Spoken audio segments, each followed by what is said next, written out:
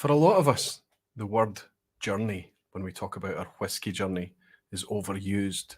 But in the absence of a better alternative, I'll stick with it if you don't mind.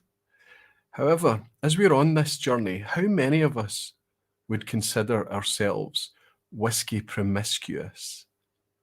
Because I've got a theory that opening yourself up to as many flavour experiences as possible opens up opportunities. I'll see you in a minute.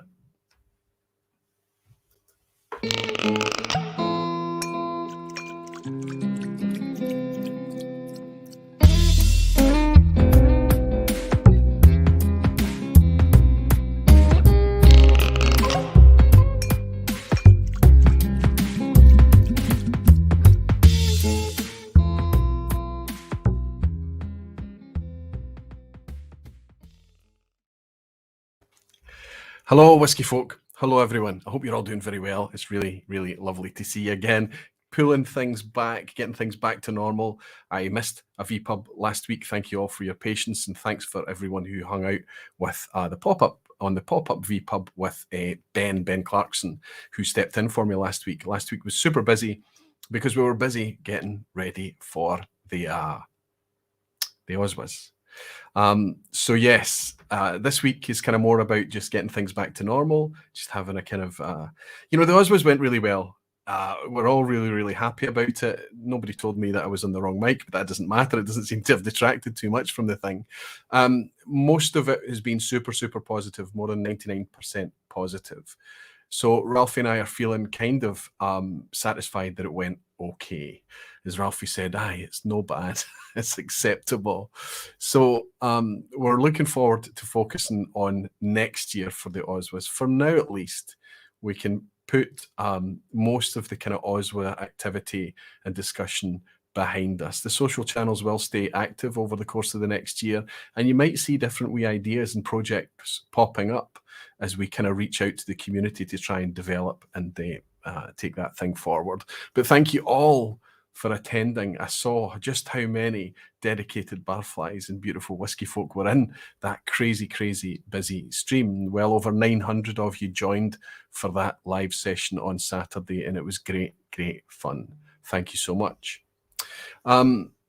Tonight, to get things back to normal, I'm going to kind of focus on a wee topic that I have been waxing lyrical about throughout the course of the last 6, 8, 10 weeks more. I don't know. This idea popped into my head, and you might remember a recycled review a couple of years back where I talked about Whisky Promiscuity, that idea that we like the idea of exploring whiskey and flavors as much as possible. And the days of sticking to a single brand and buying your favorite bottle, draining it, and then replacing it with the exact same bottle, those days are gone now. Certainly when we look at it through the perspective of a whiskey enthusiast, there are still people out there that are very much devoted to their favorite brands, of course, but we are very promiscuous as enthusiasts. We're chasing the next flavor. We're chasing the next eye-opener. We're chasing the next epiphany moment. And I think that it's one of whiskey's most compelling offerings. I also theorize that when we do that, when we're like that, because it's so much of a passion thing, it takes us into environments and it takes us to places and it offers us opportunities and travel plans and connections and introductions to friends and people all over the place, that other opportunities appear. The reason that I've invited my guest tonight is to talk about that very thing. It's one of the most amazing stories I want to share with you tonight. Sorry. And I think that to kind of plot that journey through really probably one of the most whiskey promiscuous characters that we have in the scene is going to be quite fascinating for everybody. But before I get to any of that, in a wee bit of housekeeping, I'm going to jump in quickly and welcome in some of you beautiful whiskey folk and dedicated barflies. I hope you're all doing very, very well. For those of you who are watching for the first time this evening, this is the vPub. This is a live stream. There's a live chat going on here. The chat that I'm interacting with is in YouTube. So if you're watching on Facebook or elsewhere, you'll see that the chat I am interacting with is the YouTube chat. I do get to the Facebook comments eventually, but I don't see them live. If you're picking this up on the replay, thank you so much. Look underneath, and there's going to be timestamps there that'll help you skip ahead to the salient points and maybe help you save a wee bit of time if you're in a rush. I hope you're not in a rush. Haddington Whiskies here. Lee, so good to see you, my friend. So good to welcome you in. He's saying, hi, Roy. Good to see you. And folk have found the Roy emojis that have been prepared by Gregor McQuee. Thank you, Gregor. People are having fun with them already. There's a Roy head and there's a Roy, a wee Lego Roy walking along with a glass and a bottle. I hope you think that's good fun. I decided to drop them in there. We've still got the Ralphie emoji as well. I think we're going to keep that for a little while, and I hope you have fun with that too. Great to see you in, Lee. Gerben Blocker is here. Whiskey with Molly. Ben, fantastic Ben. I'm looking forward to getting to meet you in a couple of weeks' time. Actually, it'll be not this weekend, but the next, won't it? Jimmy Legg is here. Jimmy, always great to see you. And my friend, I missed you on Sunday night, buddy, and I know you missed us too. I hope you picked it up and enjoyed it on the replay. It must be strange for you to pick things up on the replay, my friend. Always nice to have you here live. Time for a good dram. That's Gregor. He's in. Superb, Gregor. Good to have you here. Frank Peathead is here. Max Kreitner in Austria. Superb, Max. Hope you and Christina are well. Jimmy Jazz is in the UK. He's on our time zone, and I'm going to meet Jimmy Jazz tomorrow. There's a whiskey trip planned this weekend. I'm very excited about it, and Jimmy Jazz is going to be there. Quite amazing. Hillswood is here. Good to see you, Helen and Andy. I enjoyed your stream with Jim on Jim Whiskey Novice's Monday Malt Samples. I picked it up podcast style throughout the week in wee chunks, and I enjoyed the relaxed wee chat you had with Jim. Good to welcome you in here. Drew from Arizona is here as well. Great to see you, Drew. Jerry Miller, Dave Cummins. Good to see you, Dave. I hope your whiskey journey is going very, very well. He's only about a year into it. After his first ever sip of alcohol at 50 years old. You might remember that's our Dave Cummins. Mike Molasses is here. Good to see you, Mike. Whiskey Weekend Dram. That's Harrow. Fantastic, Harrow. Good to see you. Bruno Martin's in Portugal. Black Fen is here. Good to see you, Black Fen. Dominique. It's an abbreviated surname, but we'll just call you Dominique. Good to see you in here, my friend. And Daslow is here as well. Good to see you, Daslow. Lee J. Brown. Fantastic, Lee J. So many of you. Sachin is in. Sachin Kainth is in. Good to see you, my friend. Chris Pollack. Philip McGill. Philip, I wonder if that's a new name. If it is a new name, you're very, very welcome, and it's nice to see you. Rob C. So nice to welcome you in, my friend. Good to have you here. Ryan Sutherland is here too, along with Daniel Williams. Falsgraf. Welsh Toro is here tonight. Jason Bradford. Tom Elmer. Superb. Whiskey Lover Society. Just so many of you in. Wonderful, wonderful stuff. If you're trying to get hold of my attention, I'll do my very best to look out for the flashes of orange, and that comes up if you type Aquavite or at Aquavite. What's your spelling? If it's spelled properly, I should see it. It's very difficult for me to keep up with the chat when I've got a guest in, but I'll do my very, very best. Bill Monteith is saying, not only am I whiskey promiscuous, I am spirits promiscuous. As tonight, I have a Guyanese rum in the glass, Bill. Good for you. Fantastic. I think we're going to touch on that very topic tonight, as you can probably guess, since you all know who my guest is tonight. I've put a wee pinned comment up there tonight to say, listen, I really appreciate everybody that buys me virtual drams every week, and it's really, really nice, and it's a huge help to me too. I'm very grateful. I know that you use them to get my attention and things at times, but tonight I'm mindful of a fundraiser that I'm involved in. There's 6 barflies coming to the vPub that are actually going to sit in this vPub in a week and a half's time, and I'm going to put together a wee evening. I'm going to host them for an evening, and they made a significant donation to be able to attend that. They had to be able to get here, of course. And in the barflies group on Facebook, I've shared this link. This is Luca Tevin, who's an 11-year-old Scottish kid who had kidney trouble. Now, he's doing okay, he's coming through it, but what he has decided to do, he doesn't need support himself, he's okay. But because of how intense it was going through his journey with his treatment, he realized that there's a lot of families out there that probably don't have his resources and his support available. So Gus Rennie, and oh my goodness, Gus's friend, it's Gordon, isn't it? Gus and Gordon have got together to do a fundraiser for Kidney Kids Scotland. I think it's very, very touching that kid wants to help other kids who's suffering the same situation as him. So for tonight, if you are considering leaving a wee super chat, maybe consider clicking on the link that's in that pinned comment up the top there and heading across to leave a wee donation for Luca's appeal. Your generosity is very, very much appreciated. Thank you so much. In my glass tonight, this is interesting. We've just come off the back of the Oswas, and I let the professionalism veil drop a little bit on Saturday, because I realised it struck me that Pernod Ricard were only represented through their Redbreast and Yellow Spot single pot still Irish releases. There was nothing in the Scotch, either the People's Choice or the nominations and the voting touched on any Pernod Ricard distilleries. And that's kind of incredible when you consider that amongst their distilleries are things like Scapa, Glenlivet, Longmorn, legendary distilleries. And it's quite jarring and striking, I think. However, I shouldn't have taken the opportunity to have a wee go at them. It should have been a very, very positive thing on Saturday, and it mostly was. But I wanted to point out that was a factor. There's something happening there. But in this glass, I have a Pernod Ricard product. In this glass, I have a Pernod Ricard product. This glass tells me that it's unchill filtered. It says so on the label. And at 48% ABV, it's better presentation, let's say. It's got an age statement as well, 12 years old, than we're used to from them. Exact same in this glass. The only difference here is that it doesn't say non-chill or unchill filtered on the label. But I've put significant water in both of these drams, and I don't know if you can tell, but even the one that doesn't have unchill filtered, you can see it's clouded up quite nicely. I'm going to suggest, because these are both at 48% ABV, they are both non-chill filtered. This is part of the Stories series, or the original Stories series from the Glenlivet. This is the first one that came out. I think it was earlier this year. I don't feel like it was last year. Earlier this year.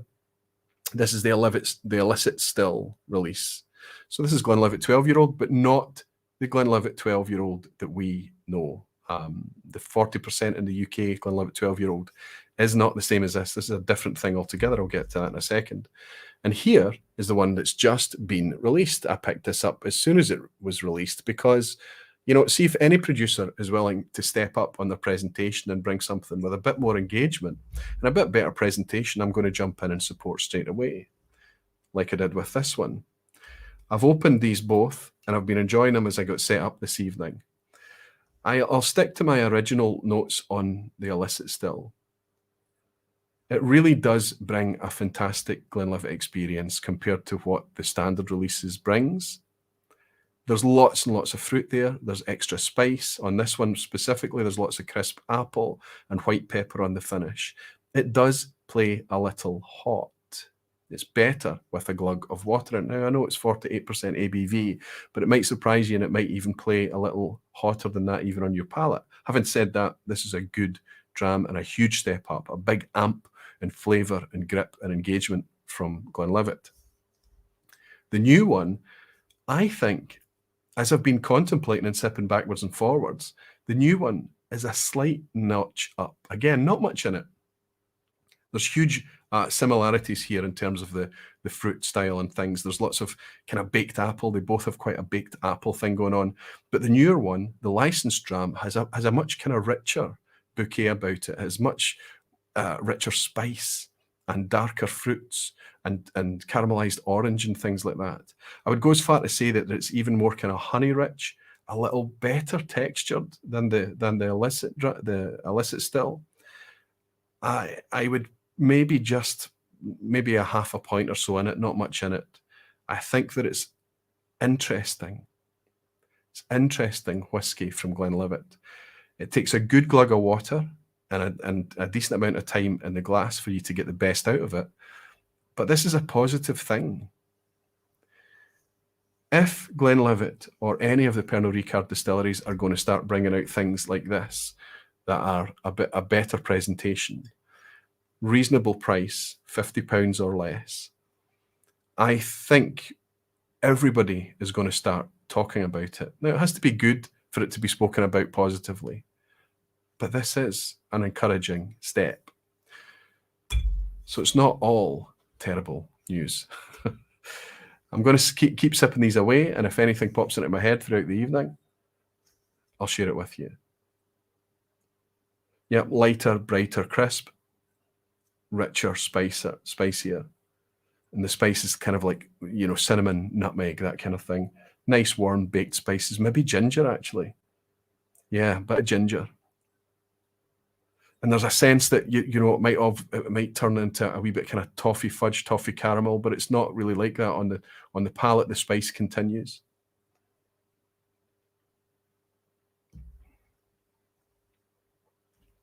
This has been helped hugely by that water. It's just brought everything together a bit better. It's actually not just a few drops that's in it now, it's actually diluted. And it's better for it. There's a creaminess now. Not bad. Not bad. Well done, Pernod Ricard. We need more of this, please.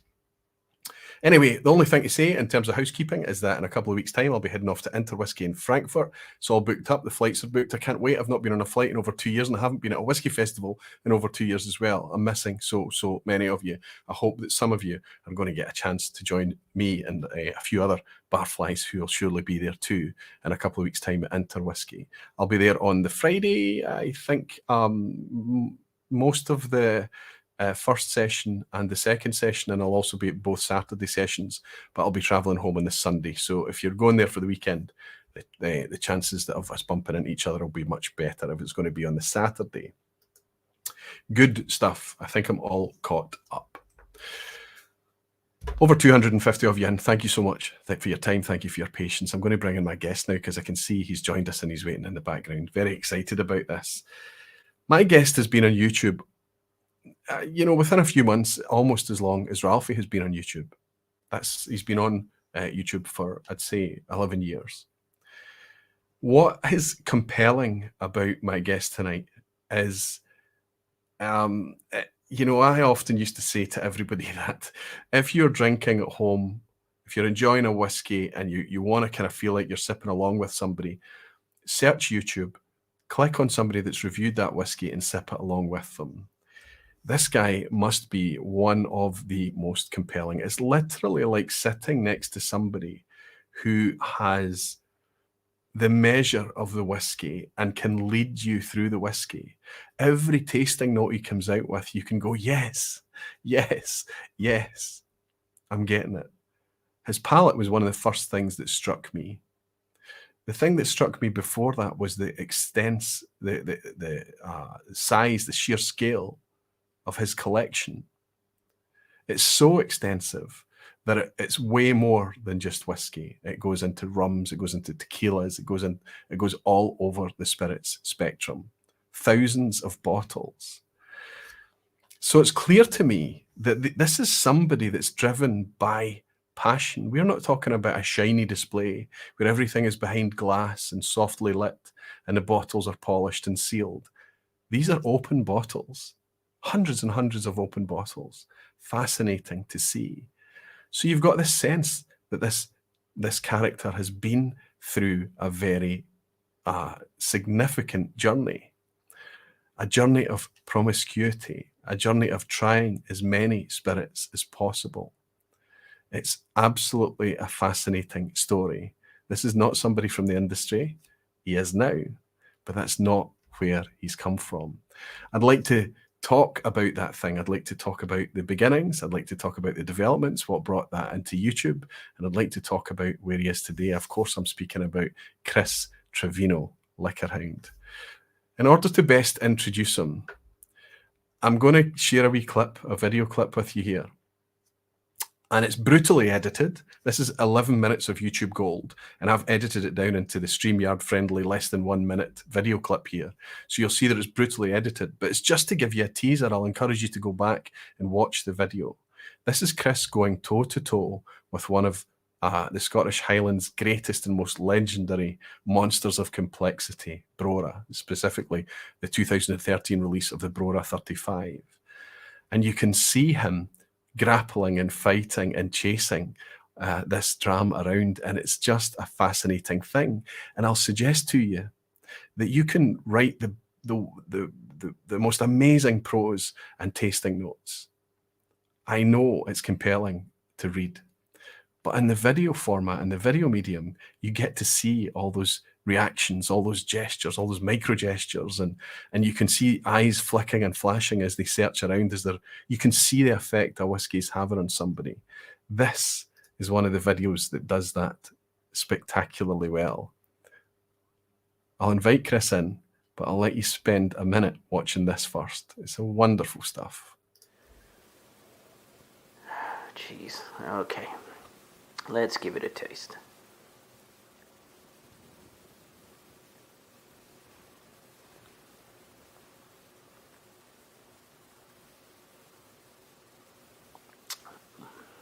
Ooh, good grief. Wow. Yeah, it's ridiculous. But let's see if we can sort this out. Okay, here we go. Inner solid medium, just above medium viscosity. You get this twinge of, oof, and here it goes, it's still transitioning. You get this twinge of a rush of fruits. Gosh, let me see if I can, let's keep on researching, let's see. Yeah, waxy, malty, honey, beeswax, cinnamon, ooh, old leather, tobacco. The peat is starting right up there on the mid palate. When the old leather. Chris, fantastic. Good, so good to welcome you behind the bar at the vPub, my friend. So good to see you. What a backdrop as well. Are you well? Oh, I think. Sorry, I had you muted, my friend. Are you well? Yeah, I'm doing great. Thank you for having me, Roy. You're very, very welcome. Just before we start, Chris, that backdrop has to be commented on. Where are you coming? Where are you sitting right now? So I'm actually where I work now at an Iron Root distillery, and so I'm in their barrel room. I figured it'd be nice and quiet. There's nobody back here working right now, so figured it'd be a great backdrop. It's a pretty stunning backdrop as well. I think we're going to arrive at where you're sitting right now. I hope that that's where we're going to take this story. Excellent. I genuinely believe it's fascinating, Chris. Maybe you think so yourself as you look back on it. Oh, yeah. I have already confessed to you that Brora video I watch regularly. I think it's absolutely fascinating. By the way, when I saw that you reviewed that, I was really excited because it's the only Brora I own. Oh, nice. So for it to be that specific one as well was fascinating. Yeah, sometimes it's a struggle. Yeah, I mean, you can see that you were fighting that whiskey. You were really searching. You were chasing it down in every corner, right? You can see that as you're kind of, your eyes are popping and you're like, wow, okay, and it's breaking you mid-sentence. It's grabbing your attention as you're trying to kind of speak to the camera, right? Exactly. Do you find that specifically with Brora? Do you find that there's a lot of whiskeys like that, or do you think I think there's a few. It doesn't happen all the time, Sometimes I think when I'm nosing a spirit, I can pretty much pull what's going to show up on the palate. But then there's those whiskeys that throw you the curveball, where you think you got it and then you taste it and something else is showing up, or it transitions and it's just changing on the palate and you're like, oh, you're on for the ride. And I love it when they do that. Absolutely. And I think that when it's doing that in the same glass, we're not even speaking glass to glass, we're speaking it's happening in the same glass. Right. I think that's the very definition of complexity, right? Mm-hmm. Yeah, it happens on the palate. Even the one glass, but even on the sip, when I'm sitting there and I'm tasting it and I'm picking out the notes and I'm trying to relay the conversation, and then all of a sudden I feel it transition and it's changing as it's evolving. Yeah. Listen, I need to. There's just so many questions, Chris. So many questions. I'm just going to try and frame this right now. You're sitting in Iron Root. You're coming at us live just now over YouTube, which is your domain. Yes. You've built your space in YouTube over the last decade or more. Mm-hmm.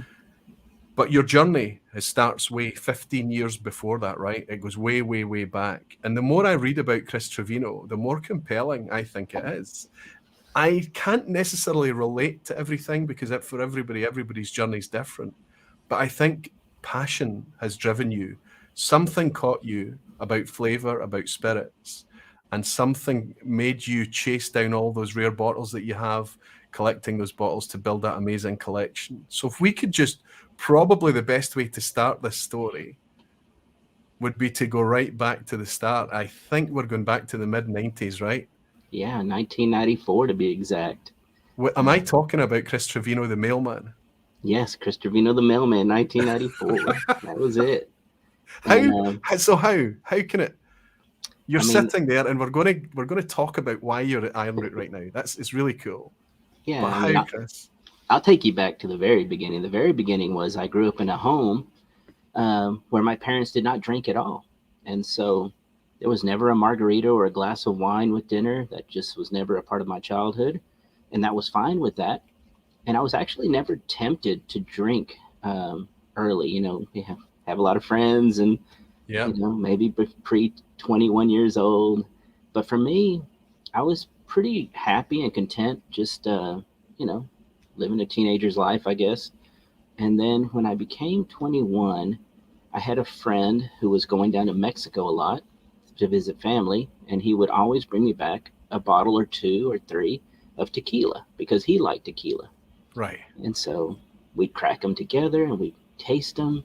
And I was just immediately intrigued by it's not really like food, you know, it really changes and is intense on the palate sometimes. And I was fascinated. And so as he kept bringing me bottles and we kept tasting together, and I'd put them on the shelf. And then next thing I know, I have like 60 bottles of tequila on my shelf. And I'm like, wow, okay, this is pretty neat. And I of course, all that time, I'm like really driven to kind of research it and find out, you know, what's giving it this flavor. And so for a couple of years there, I was just collecting and studying tequila. And that really kind of began the journey for me. But then when I started stepping out of that and realizing, wow, you know, the same experiences, although albeit different flavors, can be had in different spirit categories, that's really when it took off.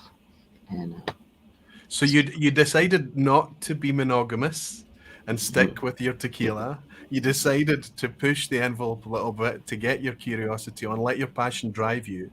Yes. And you start to explore others. So this is the mid-90s, 95, 96, right? Correct. Yes. And you're exploring and starting to reach into these other categories. Where did you go from tequila? Because it took you a while to get into brown spirits, right? Yeah, it actually did. You know, from tequila, again, coming from somebody who hadn't really been a big drinker before, but when I went into tequila, I guess my natural instinct was that what I was curious was about rum. I'd always heard a lot about rum. Of course, younger drinkers tend to, you know, teenage years, I'm thinking. Rum and Coke, yeah. So that's really the next step I took. I went into rum. And I started, of course, back then, you know, it was the beginning of the internet. So there wasn't a ton of information out there for, you know, go buy this or compare this to this. It was kind of just, you got to go buy the bottles. There was a few forums we could go to, and there was a couple of people, like you mentioned, Ralphie. Ralphie was on. There was just a couple of reviewers. Michael Jackson, of course, famous reviewers. So, you know, I'd pay attention and read up on all those type of things. But going into rum, again, there wasn't a lot of information then. So it was just kind of going in blind, but buying a lot of bottles and trying them. And maybe I didn't like this one, pass it off to my friends. They'll consume it, no problem. But yeah, that's what I did for a long time with rum until I guess I studied rum for about a solid year. And then I was kind of seeing, at that time, there wasn't a lot of where we're at now with the cast strength rums, with the pure, unadulterated rums. So I'm not going to say it got boring fast, but you get the gist of it really quickly. Yes. At the time. And then from then on, I moved on into whiskeys. That's when I started getting into bourbon, and that drove into single malts. I remember early on trying Lafroig 10. and it was just a little too much for me. So it took me a while to come around on peat, but it didn't take very long, to be honest, maybe about a year.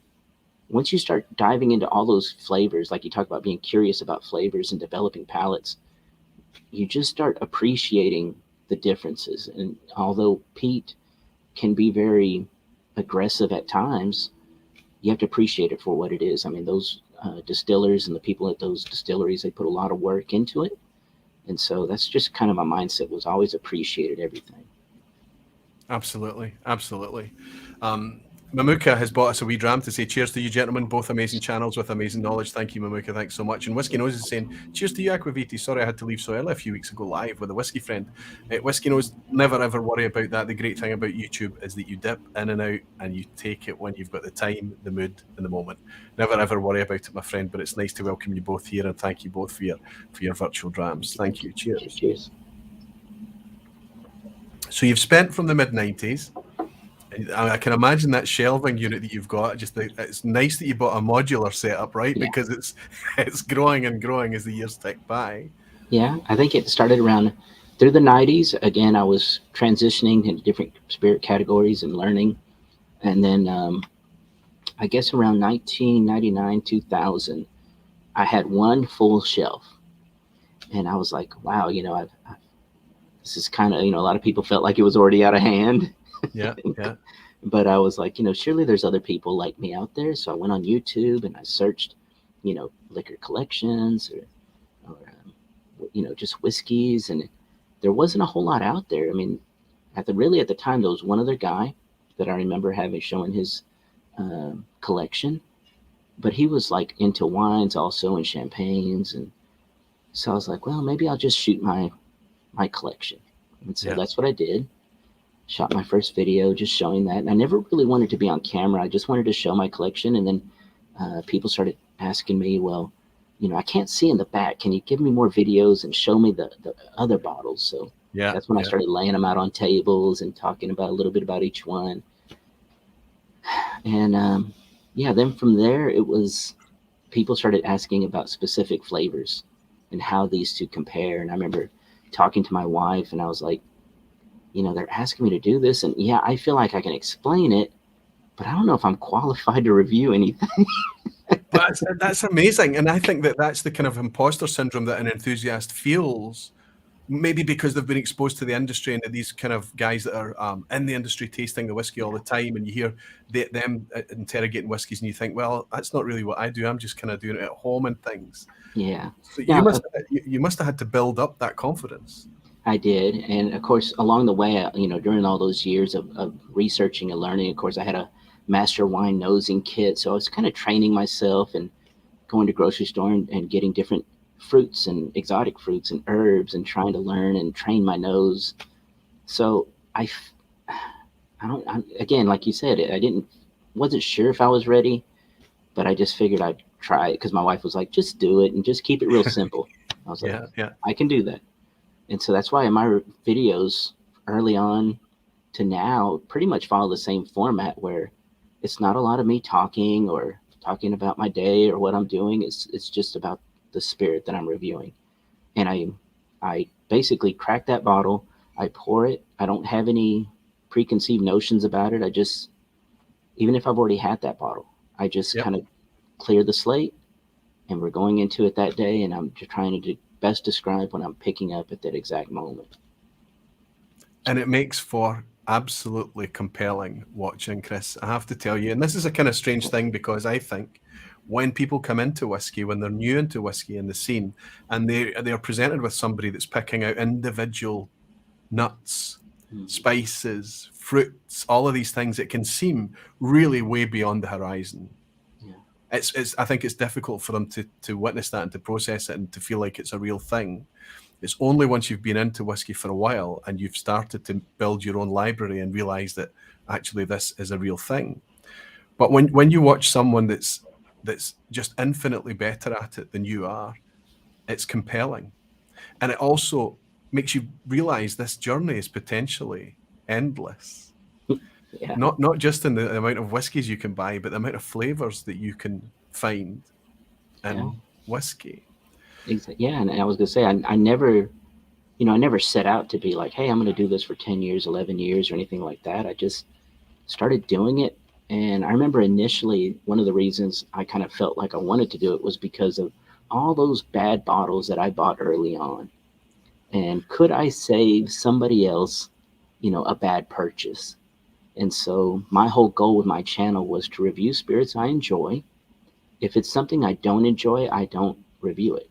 And and of course, along the way, I was always like, I want to self-purchase every bottle.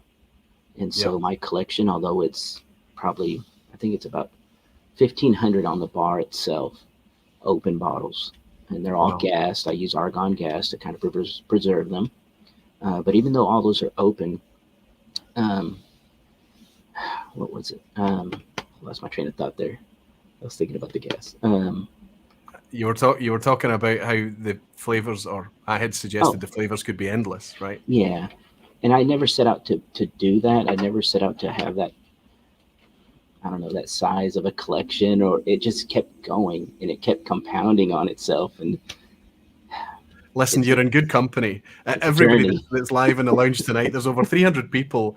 Most of them are going to be sitting going, yeah, over accumulation, we get it. Don't worry about it. So, I mean, it's inevitable that it happens. And we all end up, if we continue that journey and if we continue letting the passion rule us, I think we end up with way more whiskey than we can potentially consume ourselves, right? Yeah, or way more spirits in your case. Yeah, but we're always thinking sharing.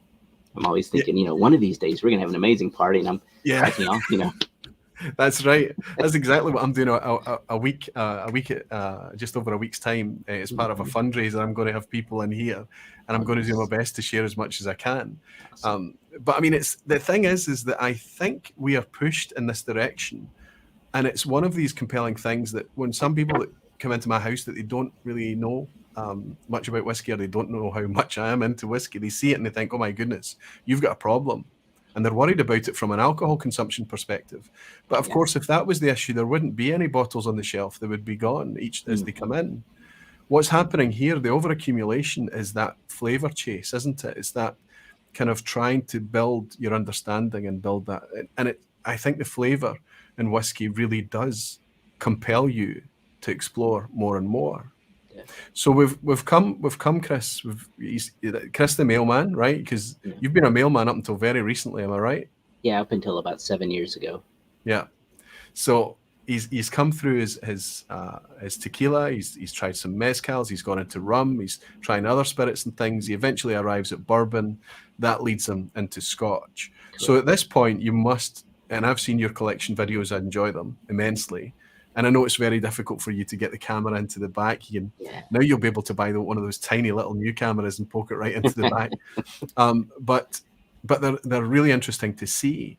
But what we actually have there is not just a collection selection. We have a historical library building there. You've some bottles there that I think, wow, look at that. The branding in that is really quite old. And in fact, let's put a timeline on this. I've been reading some articles and the run up to tonight, and I'm going to read out this wee article here. This was a D magazine, which I think is a stateside magazine. Do you know the interview I'm talking about? Yes. Now, they actually entitled this, Liquorhound has the finest palate in Texas. That must be difficult for you to read and think, wow, when you were thinking about the imposter syndrome and it's your wife that's pushing you to come on, and I mean, to see that article written like that, it's a fantastic article. But here there's a story. They sign off with a story that I think is hilarious. So this would have, to put this in context, this would have been about the time that you're starting your YouTube channel. He will not soon forget the day in 2010 when he stopped by a goody-goody on the west side of Fort Worth after work, still in his postal uniform. There, he spied a bottle of Old Rip Van Winkle 23-year-old whiskey, the extremely limited, newly released cast-strength version of the annual 23-year-old Pappy Van Winkle, locked in its lacquered wood box in the high-end spirits case. When the group of well-dressed men who had tarried in the bourbon aisle, debating the purchase, finally made their way to the counter, the cashier had to tell them they were too late. The mailman's just came in and bought it. That's exactly what happened. I remember that day. It was vivid because I used to, again, I delivered overnight mail for the Postal Service. So I looked like a regular carrier, but I basically did like a FedEx job. But Right. I just went straight there, and I walk in and go straight to that case. I see it, grab it immediately. And a year later, I happened to be in that same store after work in my uniform again. And the guy, one of the workers there, he's like, "You're that guy. You're that guy." And I was like, "What happened? What did I do?" And he's like, "No, you're that mailman. You bought that old Rip Van Winkle 23 last year." And I was like, "Oh, yeah, that was me." Yeah. And he's like, "Man," he goes, "I've been telling this story all year to anybody that will hear it." And I was like, "What happened?" And that's when he tells me, he's like, "There was this group of like 5 or 6, and there were lawyers and doctors." He goes, "And they were all looking at it, and they were like talking about who's going to buy it, who's going to buy it." And then they took one little trip down the bourbon aisle just to make sure they didn't need anything else. He goes, "That's when you came in and you just went, grabbed it, bought it, and shot out the door." And I was like, "Yeah, that's what happened." Fantastic. Yeah, So, go I ahead. mean, at this point in time, so that's 2010.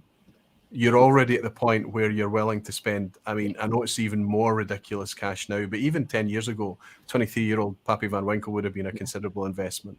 Oh, So yeah. you're already at that point. You're pretty committed. Yeah. What Yeah. at what point do you decide that I'm going to put my face on YouTube? I'm going to share this thing. I'm at a point that I can share something of value here, because I don't think you joined YouTube thinking I've got a good palate. No. No. You're Yeah. A matter of fact, I almost think that imposter syndrome thing that you talk about, that still kind of applies to me. I think it's just um, I don't know. I'm not an alpha personality or anything. I like to do my work behind the scenes if I have to, But of course, now with which we'll talk about later, with the new brand and everything, I do get pulled out amongst more and more people and more publicity, and that's fine. I think I'm doing okay with it. yeah. But I think growing as I was growing the collection in around 2010, when I started the YouTube channel, I even though my palate, I mean, I never felt like I have a premier palate. I just kind of taste the whiskey and I just give you what I got, and I move on. But the more people I'm around, and they experience, like when I'm doing tasting notes, if we're doing barrel picks or something like that, they appreciate, I guess, my level of experience. I Yeah. guess that's how I Yeah. look at it. Level of experience that helps me pull the flavors and the aromatics out of a whiskey, let's say. And so, when I hear D Magazine say that, and I've heard other people that I really respect in the industry have complimented my palate, you know, I love it, but I would never, push that my own, I I guess. think I think the humility comes across, Chris. I think it's one of the most endearing things about watching your channel. You are very pragmatic and you're very calm. You're analytical. You're straightforward. You're far, far more succinct than Aquavitae and this channel can ever be. And I think that's all part of the package. Some people, Tim Medley was in here earlier, and he loves your channel. He's been recommending your $30 bourbon video from years ago because it's just so compelling to watch it now, and how so many of those bourbons are unobtainium bourbons now, and they were sub 30 releases back then. But he also said that you're almost, in a lot of ways, and I get this, I understand this, that you're like the American version of Ralphie. Because in Ralphie, we have this quite quiet Glaswegian who keeps himself to himself. He just does it his way. He does his own thing, very matter of fact. And he didn't come from within the industry. He was just an enthusiast he was an undertaker. So where Chris Trevino's mailman, Mm-hmm. Ralphie Mitchell's is an undertaker. And it takes him on this compelling journey where he's collecting and collecting and collecting. And then it wasn't his wife, it was his brother pushes him onto YouTube round about the same time as you. Yeah. And there we have it. But there's almost this sense that there is a quieter personality there. I wouldn't say shy. I would say that maybe somebody that's a bit more contemplative and a bit more kind of happy in their own lane, I think, is probably the best way to put it. And that's the way that you always come across. But I think where Ralphie has fully focused on whiskies, rums, mostly brown spirits, he will dabble. He is promiscuous. He likes his other spirits too. How important do you think it's been for you when you come into whiskey and in the role that you've got today, building up that library from your promiscuity, from your exploration of all the spirit categories? Do you think that was important? Would you encourage other people that's on a similar trajectory to do the same exploration? Definitely. I think the more you taste, the more you expand your palate and open your mind to other distilling methods or other countries, spirits, you really just build your library almost in your head of experiences, and so that you can apply it to whatever you're tasting. I've come across whiskeys where I pick up a little mezcal-like character, and it's an odd thing when that happens. But then when you talk about it with, tasting with somebody else, they're like, they get it, I mean, it definitely is a good thing. What about if you met somebody that said, I only drink bourbon, or I only drink single malt scotch, and that's just that's all I drink. That's all I like. I don't like anything else. I think there's a road. I almost talk about it sometimes as being a back door into any spirit category, even if you've been wronged by the spirit. Tequila is a prime example. Sure. Yeah, everybody had that college experience and got sick on it, and then they just don't ever want to touch it again. But I think if you have somebody who's super knowledgeable in that category, they can help lead you to bottles that will, if you're coming from bourbon, let's say, or you're coming from scotch, there's some bottles that transition, almost build a little bridge to other spirits that you can walk them down, and they'll see the change, but also the similarity. And so I actually love that challenge when that happens.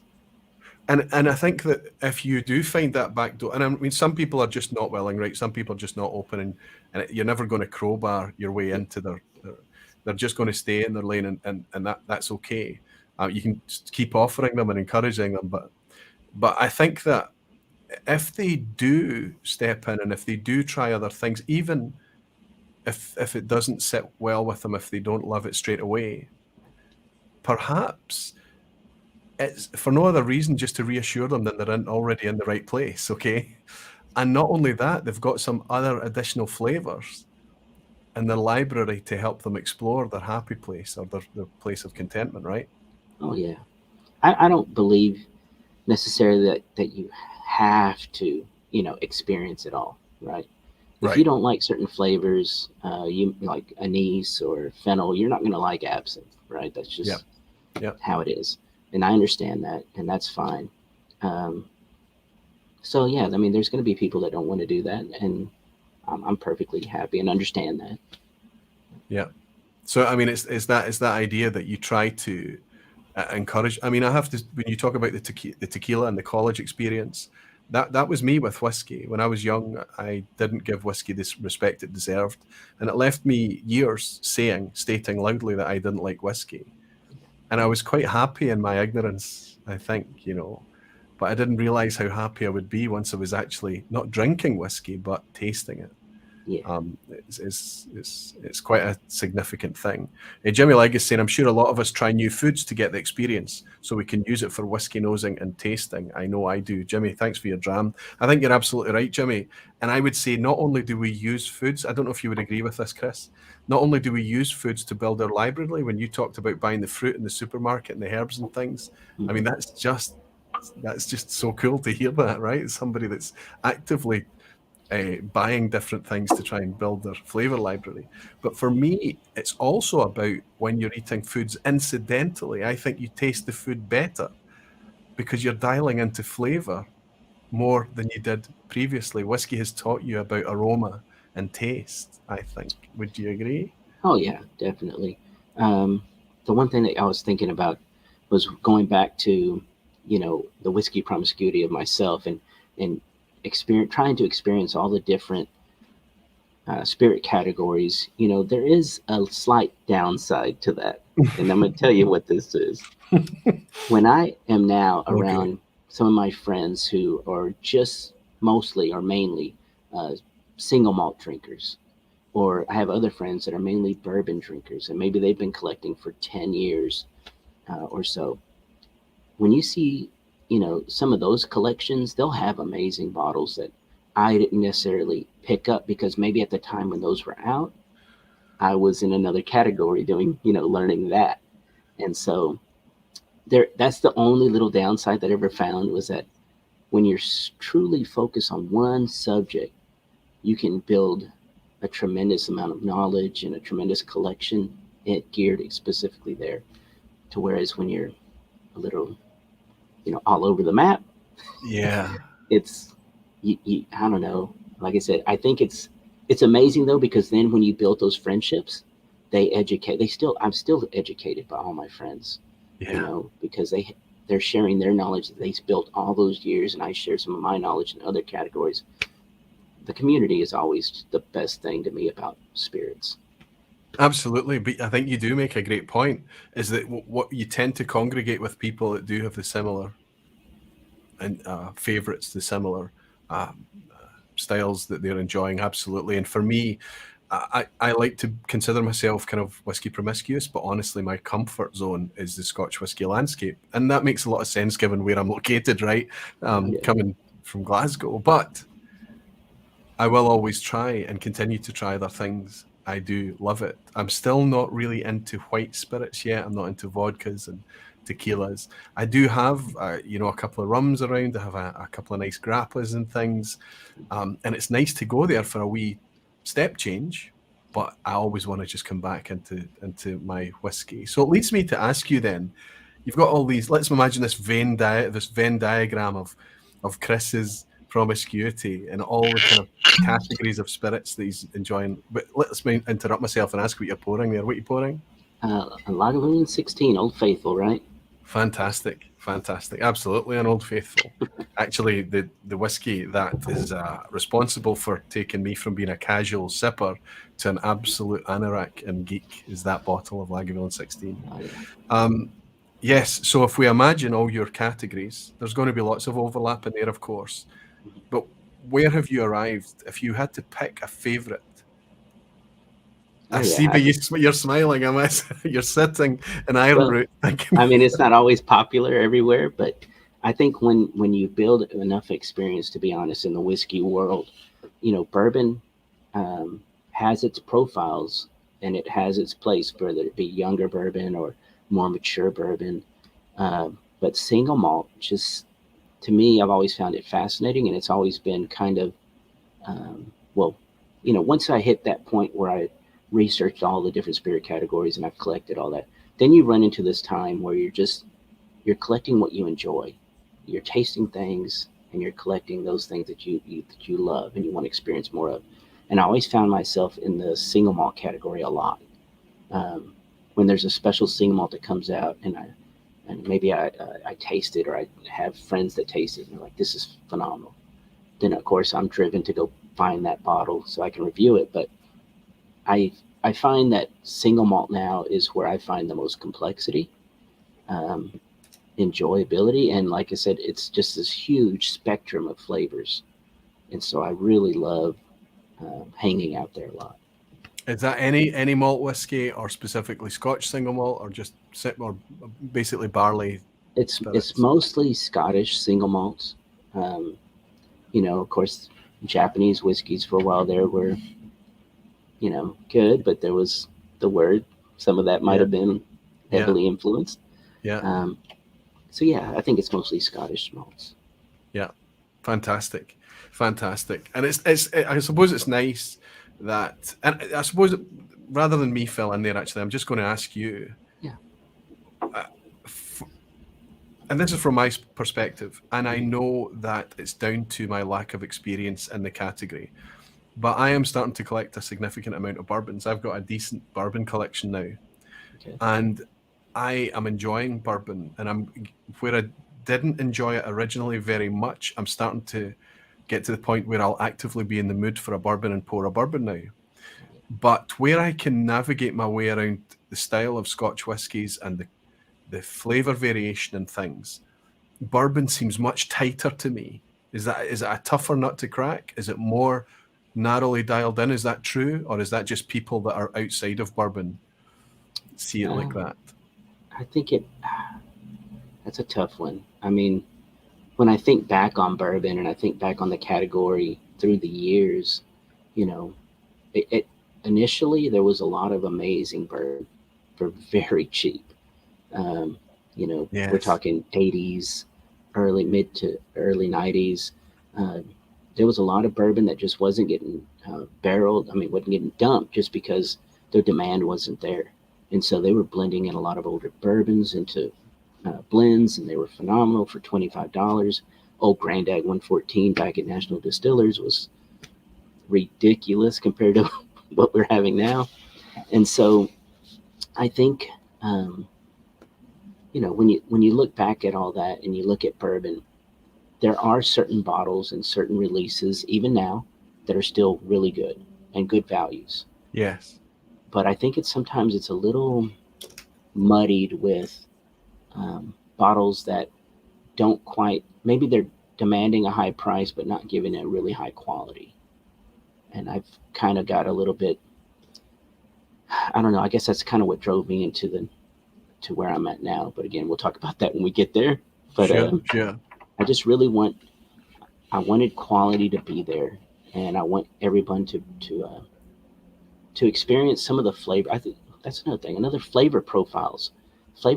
Profiles have shifted in bourbon a little bit over the years. There's some flavors that used to be around a lot pre-prohibition, and we're talking all the way up until the 80s, that aren't prevalent anymore. And I don't know if I think it's a combination of barrels and yeast that are being used now. But that's part of why I like to finish products, as I'm doing with my St. Sally now. Yes. I'm trying to impart some of those nuances that I loved in the old bourbon by, again, exploring different cask finishes and really meticulously working blends. And so I'm interested about this thing, and I'm going to ask you about it as well. Yeah, we'll get specifically to your existing project. But before we get there, you've touched briefly on something that I wanted to talk about. You know, it's not a whole lot different from Scotch. You know, we had this huge trough in the 1980s, the late 70s, the 80s, where brown spirits just became very, very unfashionable. Exact same as bourbon. It just went completely off everyone's radar for a long time. So stocks were able to build up and build up. So we had really lots of inexpensive, high quality, very mature product available for, unfortunately, before I was into whiskey, I missed that happening. And when I came into whiskey, there was a lot of voices that were complaining and lamenting the huge drop in quality.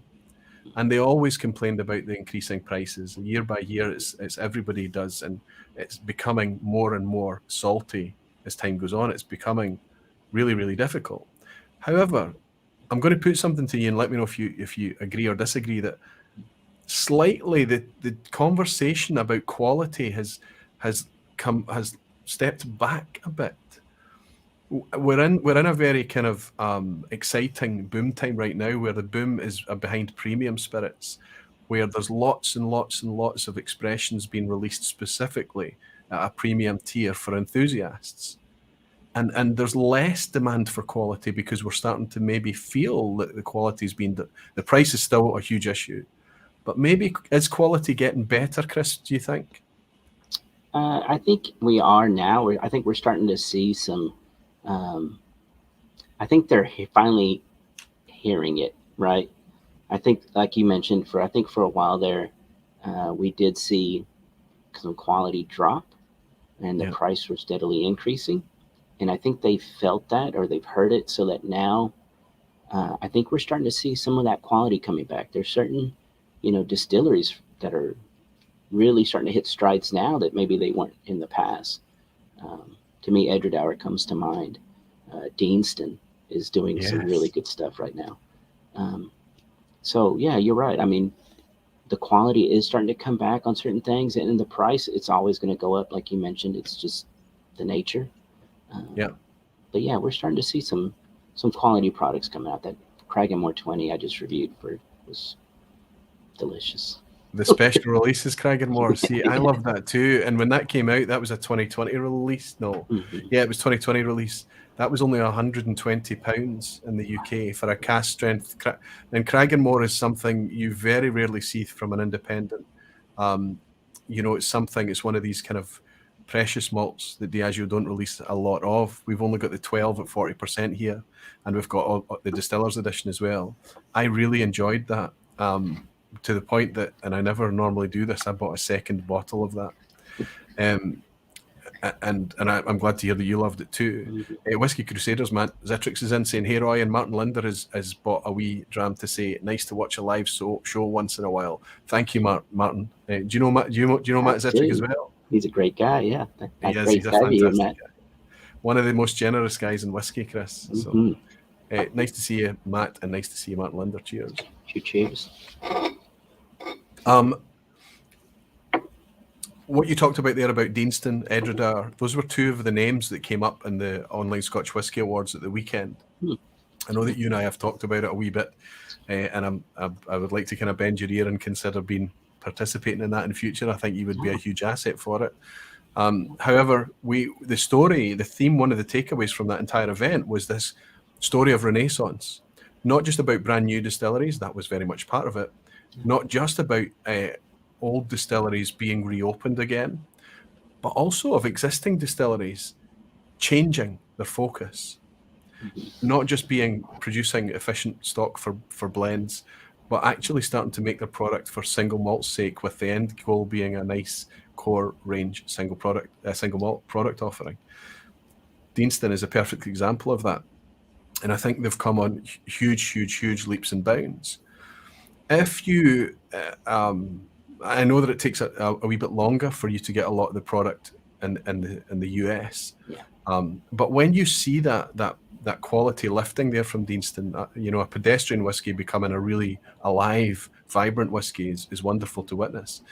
Is the presentation important to you? Do you care about color? Do you care about chill filtration? It doesn't bleed into your language on the channel a lot. You tend to just mention it briefly and skip forward. You don't share a lot of opinion or dwell. Yeah. I mean, personally, I prefer non-chill filtered. I prefer non-colored. But I know there's a lot of brands right now. I just went to a tasting recently of Dalmore in Jura, and they talked about how they like to keep that color consistency, and that's why they add it. And,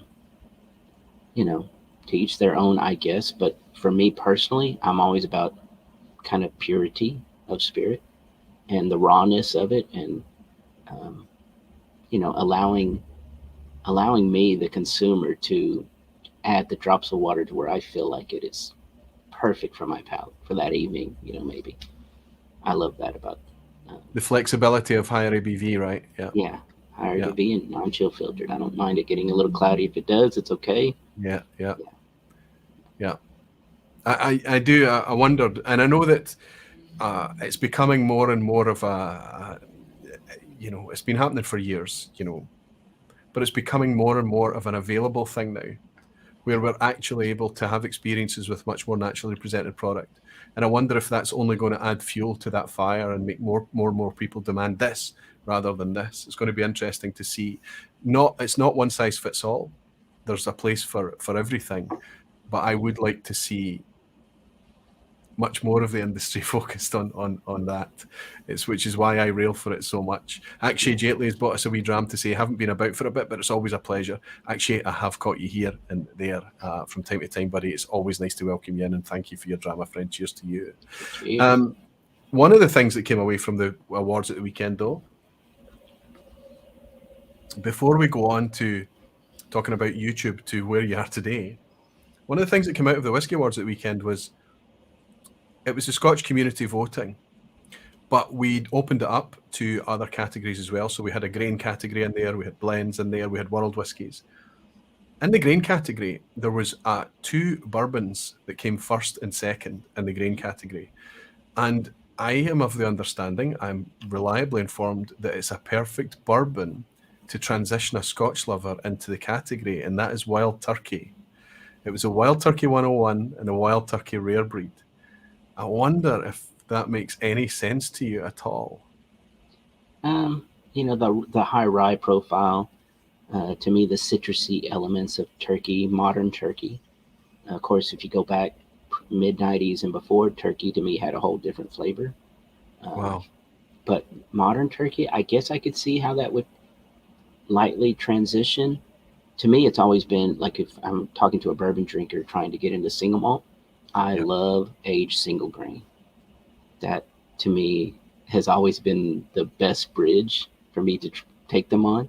You get a 29-year-old Strathclyde or something like that where they're just like the coconut is pouring out, and they love in the bourbon category. Coconut is highly sought after. Yep. Uh, Yep.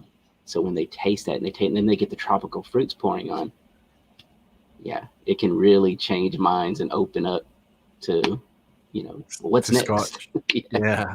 That's amazing. There's a lot of people. I mean, obviously, the maturation aside, there's a lot of argument that grain whiskey from Scotland is essentially our version of bourbon, right? Yeah. Obviously, we don't mature it in virgin barrels, but that's Mhm. that's kind of what we are making there. So that's quite an interesting thing there. That's quite an interesting. I've never actually seen it as a bridge between the two before. That is super interesting, and it makes a lot of sense. Yeah. But Wild Turkey did very, very well, as did Knob Creek and Elijah Creek Barrel Proof, and various other bourbons got a mention too. Yeah. So that was kind of fascinating because I don't actually have. It's a decent collection now. I don't have any Wild Turkey, so maybe that needs to be the next point of call. Would Mhm. Rare Breed be your recommendation? Oh yeah, that's the one in that line. Fantastic, fantastic. So we've got Chris. He's sitting. He's doing his YouTube thing. The channel is growing and growing and growing. And how many subscribers do you have now? It's quite a size, isn't it? Maybe 27,000, right about there somewhere. Right. Okay. Yeah, So you're building that your thing. It's just organically growing, organically growing. There's no exactly. big marketing going on. It's gathering its own steam. It's just doing its own thing. Yep. And then one day I see a press release coming through, and it's a friend of mine that I recognize. I know Jonathan and Robert, the Licorice brothers, Yeah. and you have been working. And this was an absolute surprise to me, and I didn't know this was going to be part of our discussion when you stepped on the vPub. In fact, I admitted to you that as I was setting up for our first ever chat, Hmm. I opened and read that press release. So we've got someone, a mailman, forgive me for this, it's just such a contrast. Oh yeah. A mailman who's gone out through just passion, promiscuity, curiosity, this drive to Hmm. try as many flavors as he can, taking it onto YouTube so people can see and understand what he's all about and things. Hmm. And then one day, how did you end up sitting with the backdrop that you have today, Chris? How could that happen? Pure fate. Pure fate. Um, Serendipity kicks in. exactly. I just happened to be at a whiskey show in Dallas one time, and I think I was there with about 3 or 4 of my whiskey friends, and we were kind of standing out in the lobby, just kind of waiting to go into the main hall. And I look over and I see this guy standing there, and he's just kind of looking around like he doesn't know anybody, or maybe he's looking for somebody. And so I walked over and I just introduced myself. Hey, I'm Chris Trevino. I'm here with some whiskey guys. Are you here with anybody? And he's like, no, no, not really. And I was like, you want to hang out with us? And he's like, yeah. So he came over, and then we started going around, tasting different whiskeys. And my friends would break off, but he and I stayed together the whole night because I could already tell like he had a pretty good palate, right? And so he mentioned I saw the little logo of Iron Root on his shirt, but at the time I didn't know what that was because they were so new. I think they had only been Yeah. in North Texas for like a year or two.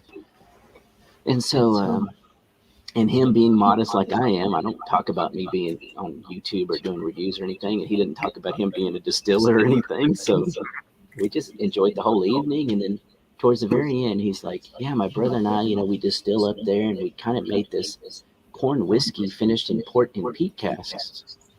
I was like, whoa, that sounds fascinating. Icarus, right? Icarus, that was it, the first incarnation of Icarus.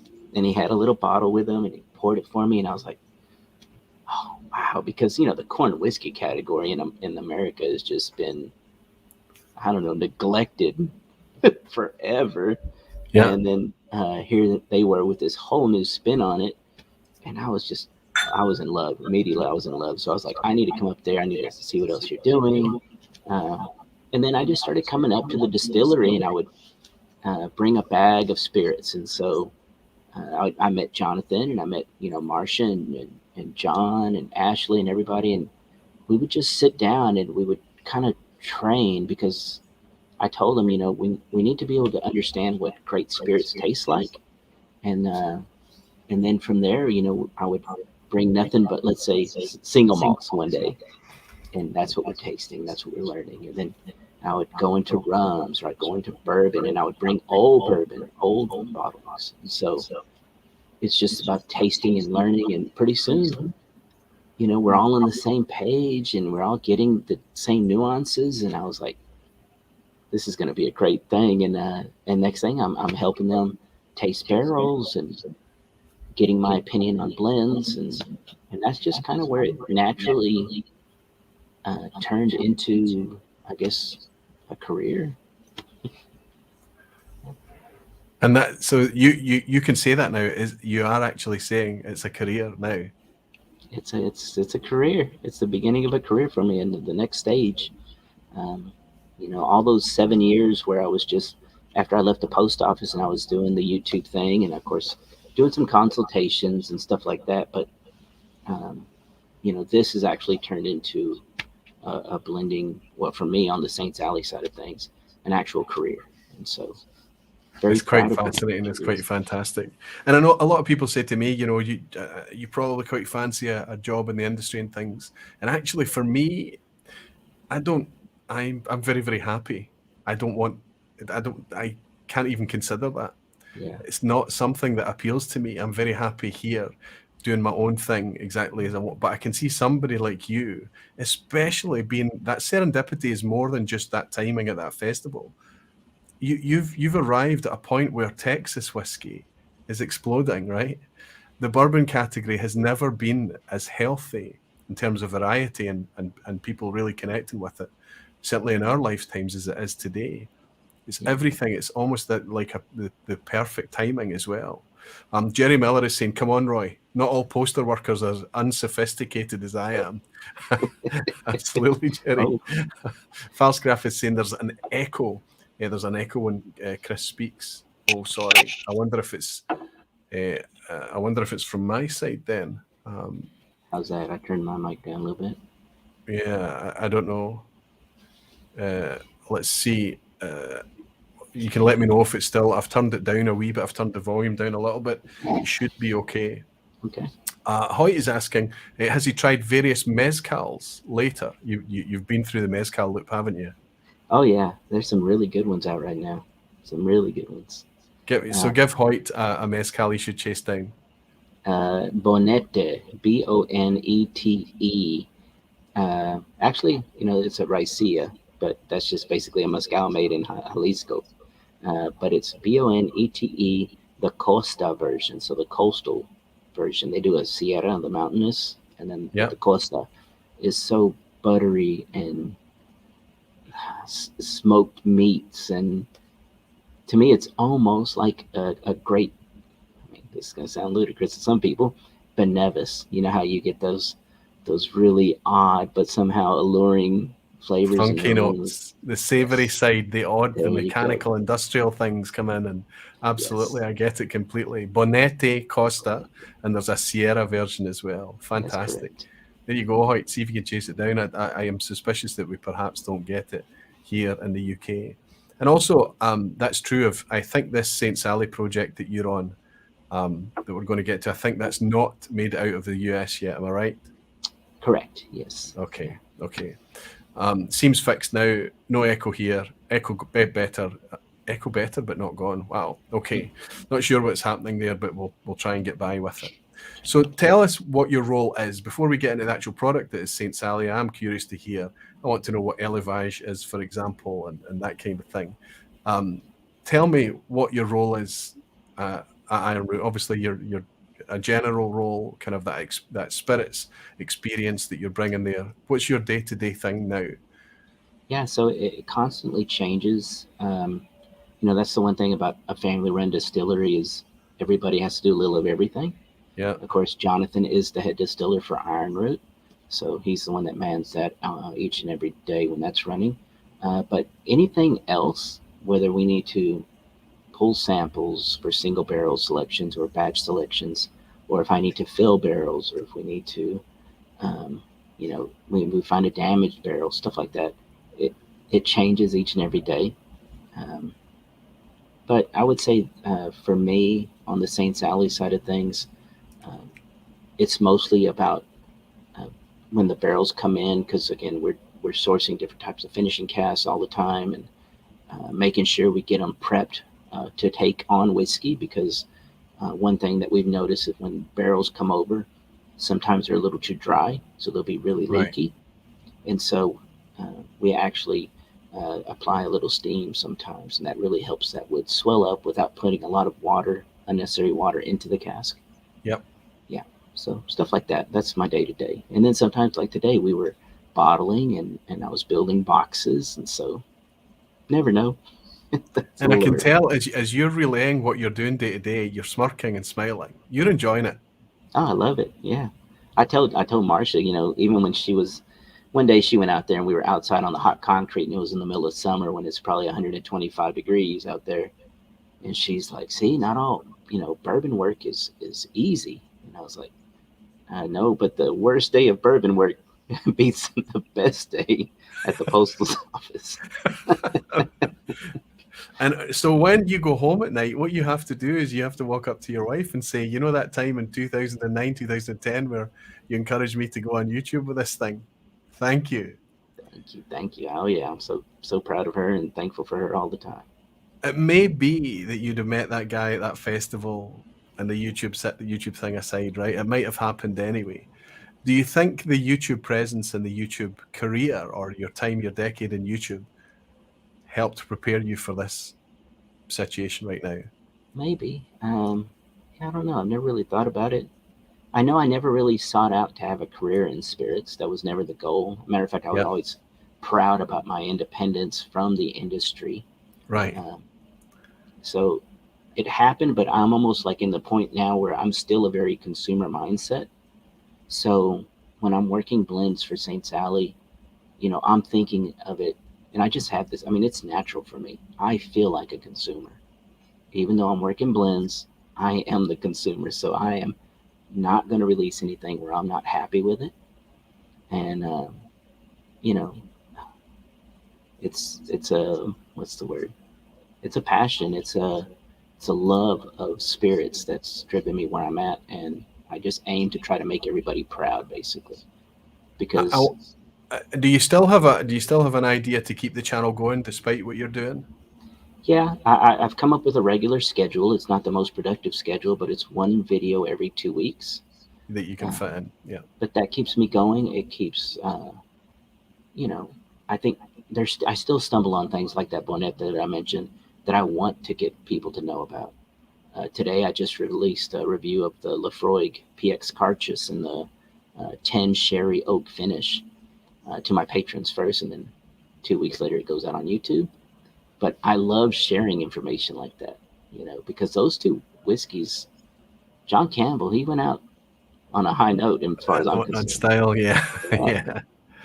I have to say, though, in my experience, Chris, and you make a very, very good point, the most expert people I can get close to in the industry, the people with their hands on actually making the product, whether it's blending, whether it's distilling, whatever it is, they are fascinating, and their knowledge is always hypnotic to me.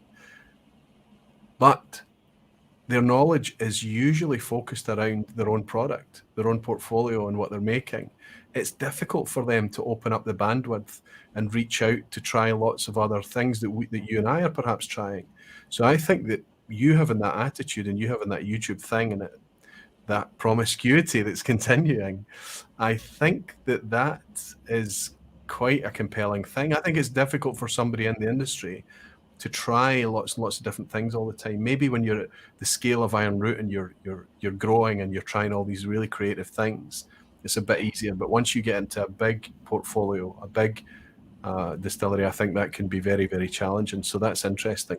Peter Morris has got a great question here, and here's something I very rarely do is pop it up here. But this is a great question.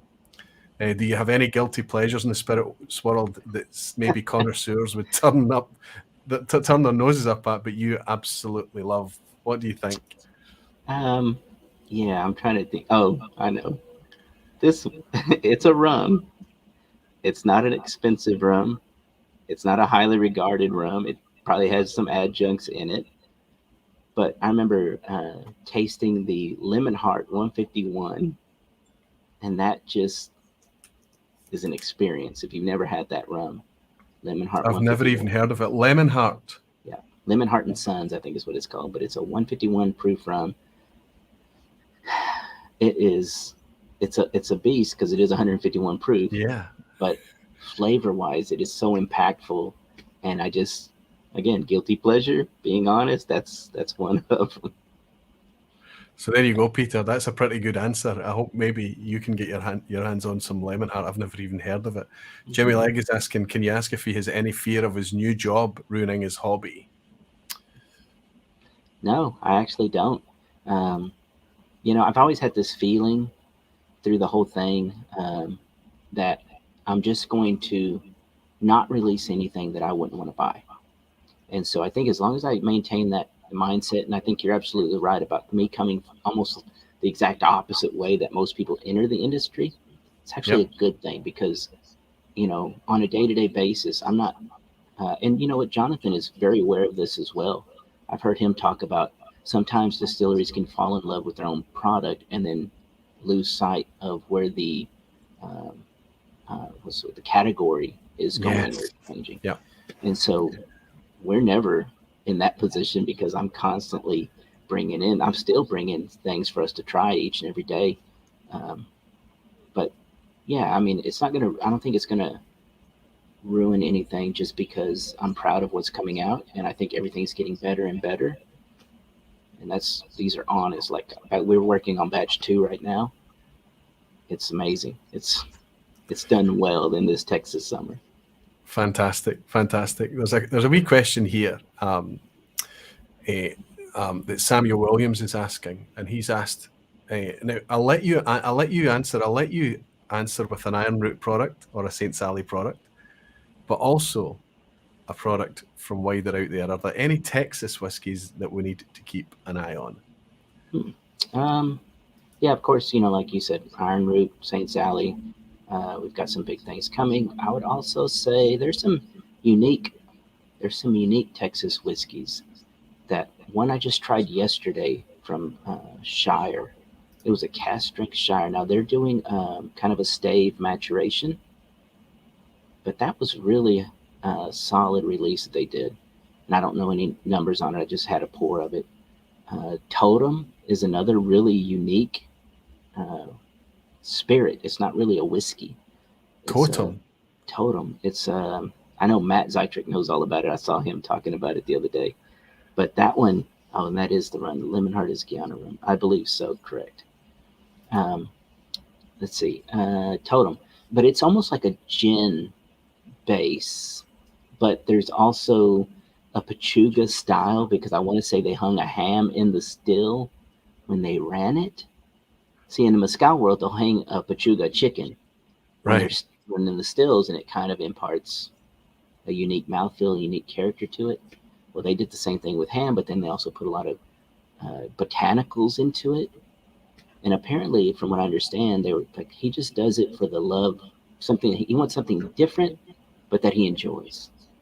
And so I thought that was pretty good. Of course, what's another one? Andalusia, always doing some really nice stuff. Yeah. One of the things I like about the Texas whiskey scene, and this might be bigger in the States generally, but I'm more aware of it in the Texas area, is how open and collaborative the distilleries are. There seems to be a bit of a zeitgeist and a nice collaboration and a collegiate spirit happening there. So that's quite nice to see as well. I think it's better for everyone when that happens like that. Yeah. So let's talk about, you've mentioned Saint Sally a few times. Unfortunately, folks, for anybody that's tuning in from anywhere outside of North America, you're going to struggle to get your hands on Saint Sally right now. But it is an interesting thing, and it's what this collaboration is. I'll let Chris explain it, but it's interesting because it's a different take, and it's branded differently from Iron Root for a very specific reason, isn't it? Yeah, it's its own entity. It's Saints Alley Spirits. But what it is we're basically taking a lot of the, I guess, the ideas and the methods that Iron Root already implements, like élevage, and we're applying it to bourbon. Just so élevage is a French term. Just to describe exactly what you mean by élevage. Élevage is kind of like nurturing casks. So what that means is when you're going to, like, let's say we select a cask and we know it's going to be for a certain release, like the Armagnac finish, because we do Armagnac finish, we do a port and cognac finish bourbon, and then we do a, right now it's a French Martinique rum cask finish on a bourbon.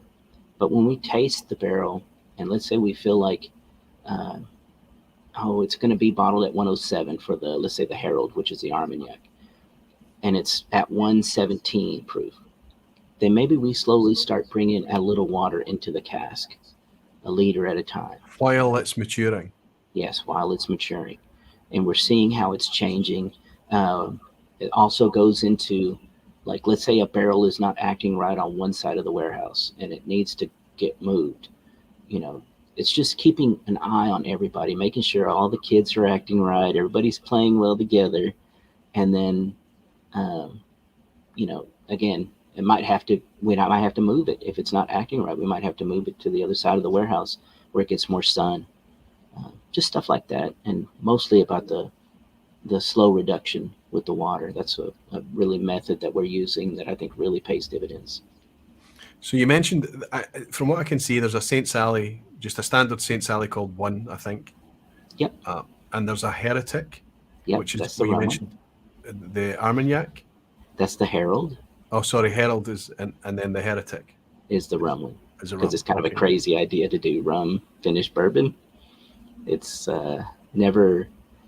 it's been tried a few times. It's always kind of an odd thing. So we thought, you know what? It's a challenge. We're going to try it. And people have been loving it. So, again, I always felt, and this is going to come off, I don't know, through my experiences, I almost feel like sometimes blends, you have to have a lot of focus on blends. You have to have a lot of skill to work a blend. You have to know taste each barrel, or at least taste lots of barrels. Because I understand when you're in a big distillery, you can't taste every barrel, but maybe you need to know what each section of your warehouse is kind of doing, so that when you're working a blend, you can have a good general idea of which barrels are going to work well with other barrels, and the flavor components they're going to bring into the blend. And the thing that I've noticed that's the most amazing to me, coming from a consumer background, is the amount of shift one odd barrel or one really good barrel can make to a blend. It can really shift it significantly, just one barrel. So yeah, I mean, it's just things like that I'm learning, and then also trying to utilize my palate to make sure we're getting profiles that are representative of the finishing cask without covering up the base spirit, which is, in our case, bourbon. So, Iron Root, just to be clear, is one of the most celebrated bourbons. It's on the lips of everybody in the bourbon business now. Yeah. Huge awards being thrown at them, really being celebrated for a young distillery, and the spirit and the team there. I think they really, really deserve it. It's a fantastic to see. Surely it's precious liquid. Yes. So are you being allowed to play with that liquid, or is there something else going on here? So we do add some Iron Root into Saint Sally, because Saint Sally, the majority of it is MGP bourbon. Right. So we're sourcing that from Indiana. We're bringing it down to Texas. We're aging it up here, utilizing our hot Texas weather and our cold winters. Yep. Kind of get a lot of movement in the barrel. And then after about a year or so, then and half of it, I'd say about half of it, goes into finishing casks. The other half we just let ride in its own cask. Okay, and the reason is because if we dump everything in the finishing cask, it just becomes too intense. The other day when we were dumping our Armagnac cask and our cognac and then our port cask, it was so dense with flavor from just that one summer that I was like, yeah, this is exactly why we don't throw everything in finishing cask. How would you recover this? Because it tastes like port or it tastes like cognac, you know. Yeah. But then, you know, once they're ready, then we will dump all the bourbons by themselves. That's when we start adding a little iron root, because the column distillate that the MGP is, sometimes when it's only, you know, 5 to 6, 7 years old, doesn't have the viscosity that a pot still will impart. And so iron root is pot distilled. So we add a little bit of iron root to it. It really helps the mouthfeel. You don't notice it though. That's kind of I think a pretty cool thing about it, because we want iron root to be iron root and we want St. Sally to be St. Sally. And even though St. Sally utilizes, almost like we talked about the other day, iron root's almost like the roux. If you talk about a Louisiana cooking where you're making that roux and it thickens it up. It's just a little bit, but it thickens it up. That's exactly what iron root does for St. Sally products. The one I'm drinking just now, apparently Jonathan tells me that I'm a bit out of date here, but it was 2019 was the last time I was able to travel to Texas for obvious reasons. Yeah. And this is one of the ones I brought back, was the 45% or 90 proof Harbinger. Yes. And I only opened it very, very recently, but it's got to be one of the most easy drinking bourbons. And only when you talk to me about the texture do I pick it up. Mm-hmm. There is definitely a lovely coating oiliness here. And you know, this is the kind of thing, is that people, for them to say, oh no, I just like scotch, or I just like single pot still Irish or whatever, I don't like bourbon. Well, you haven't tried. I mean, this is an incredible, easy drinking Moorish spirit. As soon as the glass is empty, I predict I'll be wanting to go back for another wee glass of this. So, St. Sally, is it out there at a reasonable price? Can people buy this? I know I'm only speaking to the North Americans right now, right? Yeah, right now we're just in North America. I think through Total Wine stores, it actually went to something like 26, 27 states. Right. So if you have a Total Wine, you probably have it. And it actually was well received. Some stores were flying out of it and then had to restock. So if you don't see it in your Total Wine, it may be just that's the problem. They're in between restocking. But yeah, I mean, it's a really good product. I'm really proud of it. But again, it's all about, again, that whiskey promiscuity, about exploring and having that, you know, love of, let's say, brandies or armagnacs or cognacs, and knowing what they should be imparting and knowing where to find that balance. You know, that's where I think we've all been implemental here and getting that just right. Well, I'm going to have to come over, it seems, to try it for myself, Chris. Oh, I can't perhaps wait. the next time I'm in Texas, I'll get a chance to try it. In the meantime, I'll just need to wait. I did put a flash up there that a couple of people, Daniel Williams, was talking about the Berry Brothers Texas legation. That is an iron root product that we can buy in the UK. You don't need to buy it from Berry Brothers. It's available everywhere. Some of the OSWA ethically approved retailers are carrying legation as well. So have a look at Royal Well Whiskies, have a look at Good Spirits Co., have a look at Tindrum Whiskies, have a look at all on the oswa.co.uk website, the retailers there.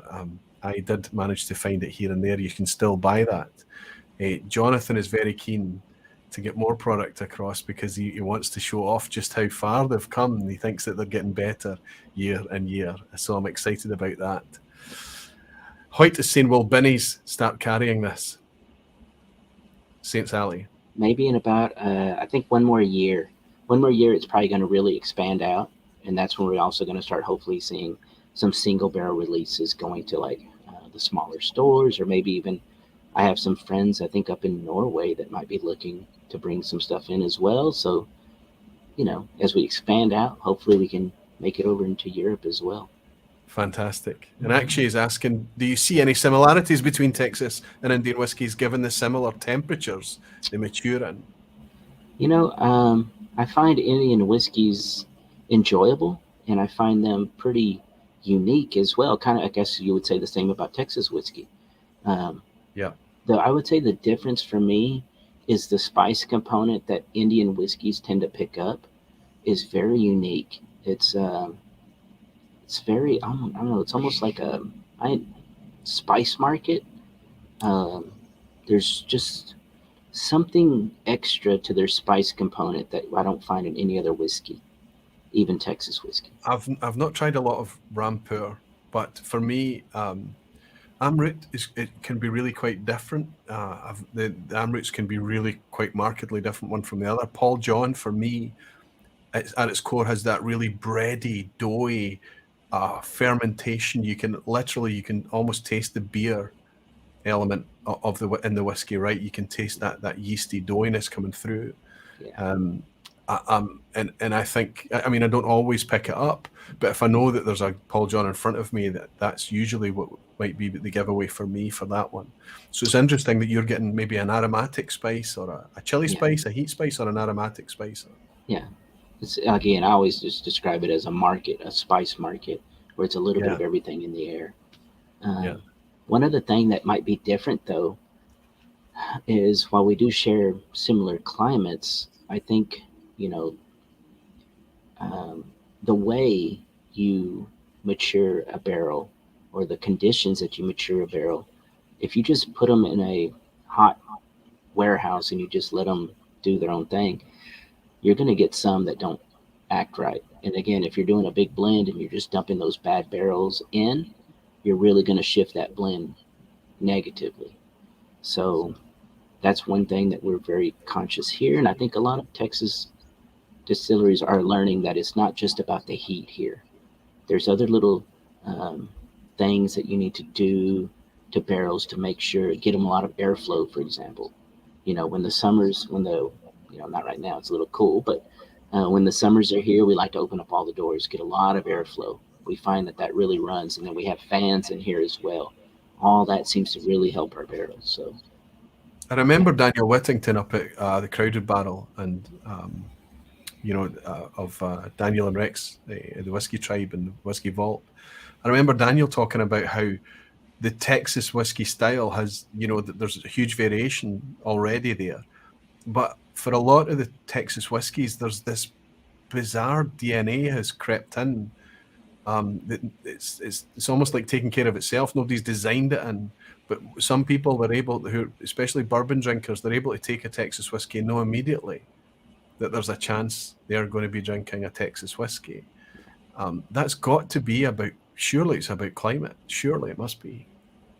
yeah, climate, and also the matter that we can't really age up as long. Well, we can't age up as long as Kentucky given the heat and the Yeah, Angels share a lot of times. Again, there are some things you can do to minimize that to help give you a more similar Angel share to Kentucky. Uh, but tricks of the trade, right? There's all this, some things, that separates you from others, and a lot of it has to do with climate. A lot of it also has to do with, uh, I guess, humidity and I guess for us up here in North Texas, we're getting a lot of airflow, and we're getting yeah. that. To me, is really helpful for our barrels.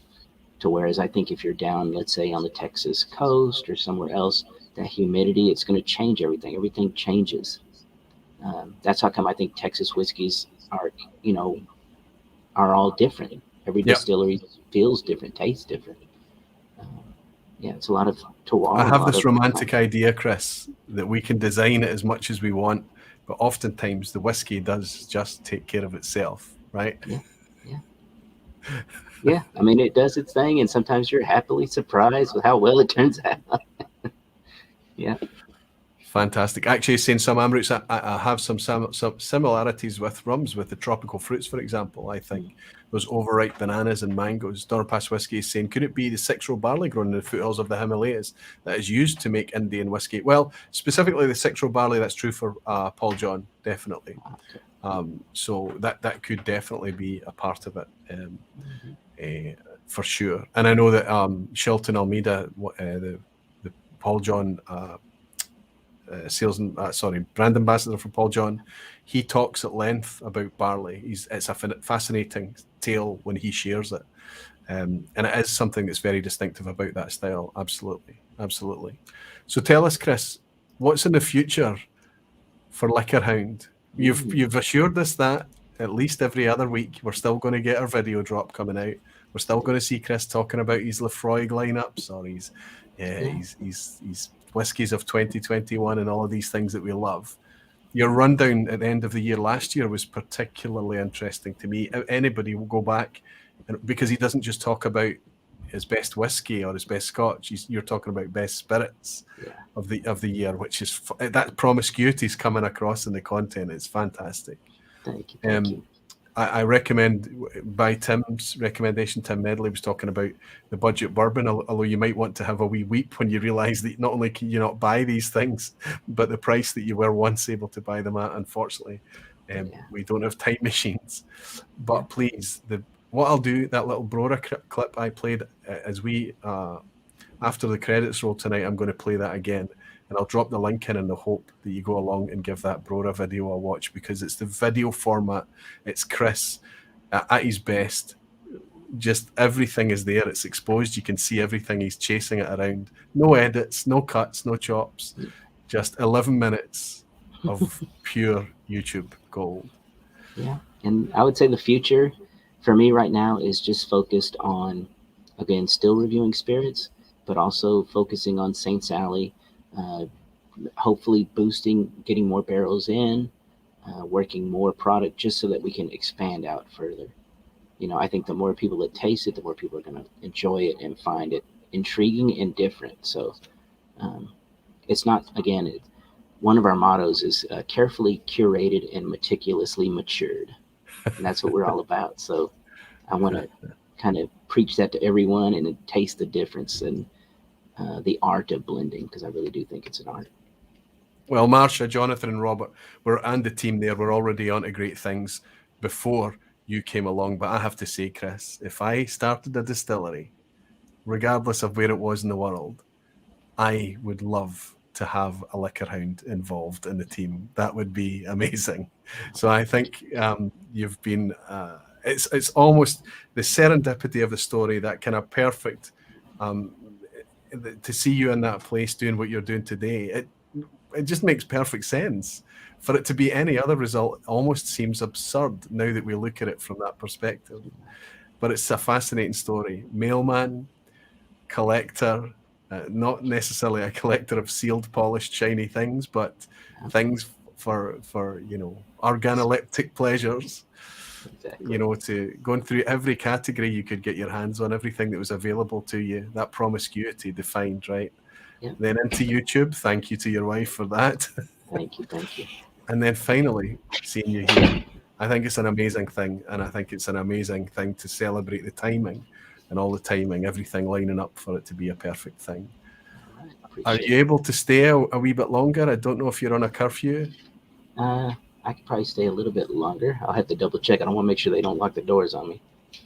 Yeah, you can check. At the time looking, Jonathan.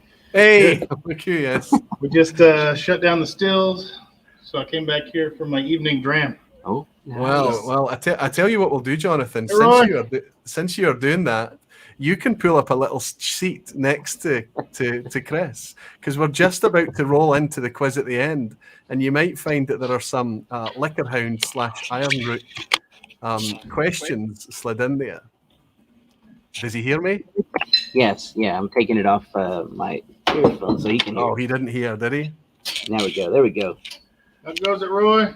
I'm doing very well, Jonathan. I've just suggested that since you're here and you're hanging out and you're in for your evening dram, that maybe you should pull up a seat next to Chris. Maybe you should sit next to him and participate in the quiz at the end. We're just about to close out with a quiz.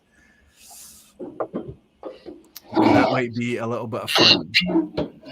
Let me find a glass. Gary's saying, I wish I could interview Chris for a more blender's perspective, but I'll probably do it later on Aquaviti.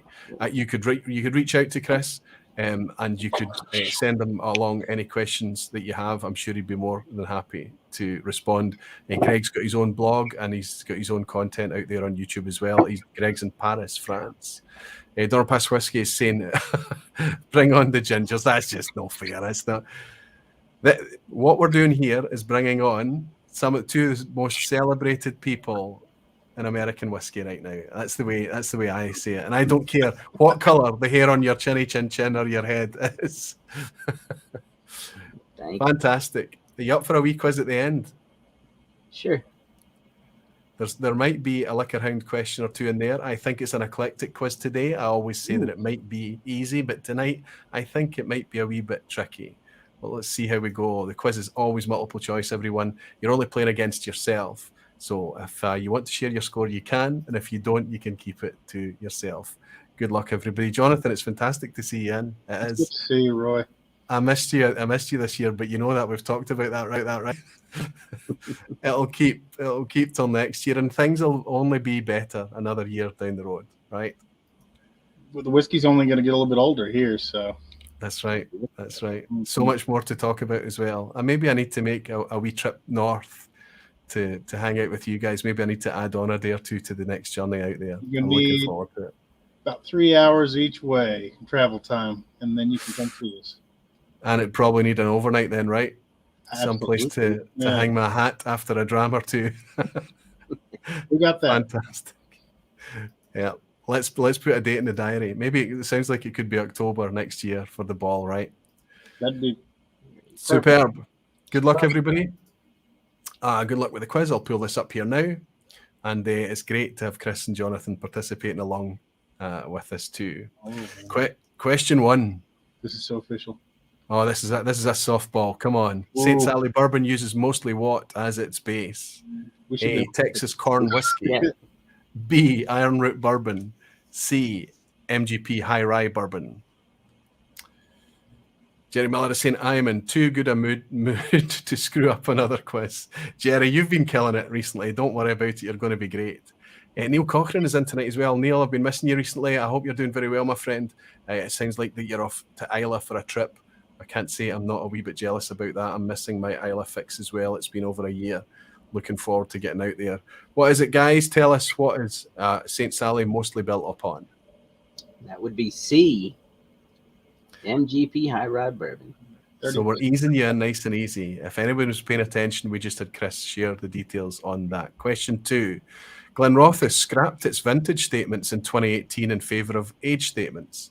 How long had Glenrothes been officially releasing single malt vintages? This was the connection with Berry Brothers, of course, that they brought in these vintages. But I want to ask you specifically, how long were they releasing single malt as vintages? A, since 1923. B, since 1953. And C, since 1993. If you consider this difficult, just think a little. Specifically says releasing single malt vintages. Jimmy Lang says it's been a year. It's 54 years for me. Jimmy, you will get here, my friend. You will get here. And if you get here, the chances of me not standing alongside you is very, very slim, my friend. It'd be amazing when it does happen. I could be wrong. Guys, would you be guessing here or an educated guess? Go B. We're contemplating. You have to call a friend. You can go B. We can. Yeah, we'll go B. You're thinking B. The very, very knowledgeable lounge, the people in the lounge here have kicked it out of the park. They know for sure that it's C. The reason being, of course, that Glenfiddich was the first one to really aggressively market any kind of real malt in the 1960s, malt for malt's sake. Berry Brothers originally brought out a 12-year-old. It didn't get a big reception. And then in 1993, they introduced the vintages, what they became famous for. And then in 2018, eventually scrapped that. And now they're back into age statements again. It can't be 93, Roy. I remember 93. I have a vague recollection. You must be younger than me, Jonathan. Question 3. What blended Scotch brand did Berry Brothers and Rudd launch in 1923? Again, I know this seems like a tricky question, so look at the options and think a little bit. But I don't know. Berry Brothers are famous for launching a very famous blended malt Scotch whiskey in 1923. Was it A, Royal Salute, Yeah. B, Cutty Sark, or C, Black and White? So I'll hold your water. If you think you know this, I'll ask you for it. I think that the chat will probably get it right. They're very, very knowledgeable folk. But do you think you know this one, or would you be guessing? We'd be guessing. Guessing, okay. Yep, the lounge has absolutely got it. Give us your best guess, boys. What do you think? Go with the Sark? Black and White. I don't know. We don't know. Timeline on that. I heard you thinking about Cutty Sark. I heard you say Cutty Sark. That was the first thing that came to mind. Absolutely. 1923, Berry Brothers come around with Cutty Sark. Royal Salute was 1953, and it was a salute to the Queen and her coronation. Black and White has been in existence since the 19th century. So absolutely B, Cutty Sark. Well done. Well done to the lounge as well. Fantastic. Question 4, as well as one of the oldest Scotch blend brands, Diageo's Black and White is also what? A, only sold outside of the UK. B, Johnny Depp's favourite whiskey. Or C, the only Diageo product sold in an opaque black bottle.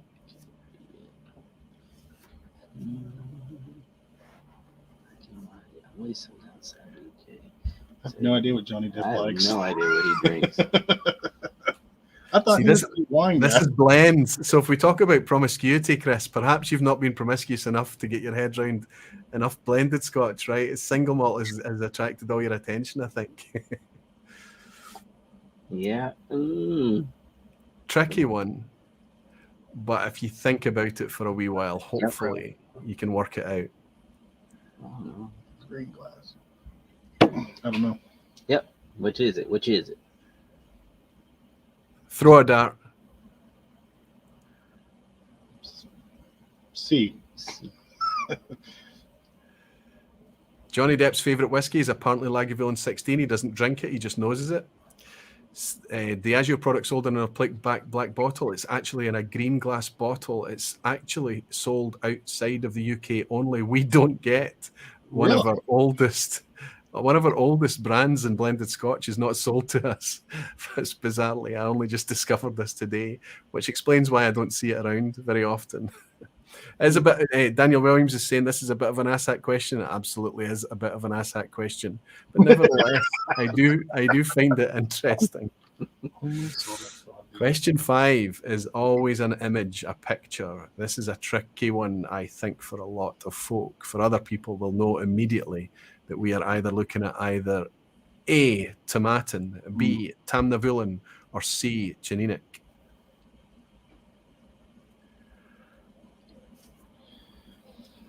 If we talk about the sorry, you're not sure? This is a tough quiz, Jonathan, right? No idea on this one. When were you last in Scotland, Jonathan? I know that. I was last in Scotland when we launched Texas Legation. Right. Which would have been maybe early 2017. You're overdue. I agree. You're overdue. We could have a lot of fun. The lounge have got it absolutely right again. This huge, the giveaway here is the huge building on the left. This was once upon a time the largest malt distillery in Scotland back in the late 70s. We're looking at Tomatin up in the Highlands. It's producing a fraction of what it once did, but it's getting better because it's focusing on malt for malt's sake, and it's getting better and more celebrated all the time. Question 6. Now, Chris, the pressure's on you. Oh, I know this one. Liquorhound's most viewed video has over 2 million views and covers which spirit? A, a tequila, B, a bourbon, or C, an Irish whiskey? We got this. Now, I'm probably need to pause for a second after we've answered this one and ask if you even know how this has come about. It's quite marked, isn't it?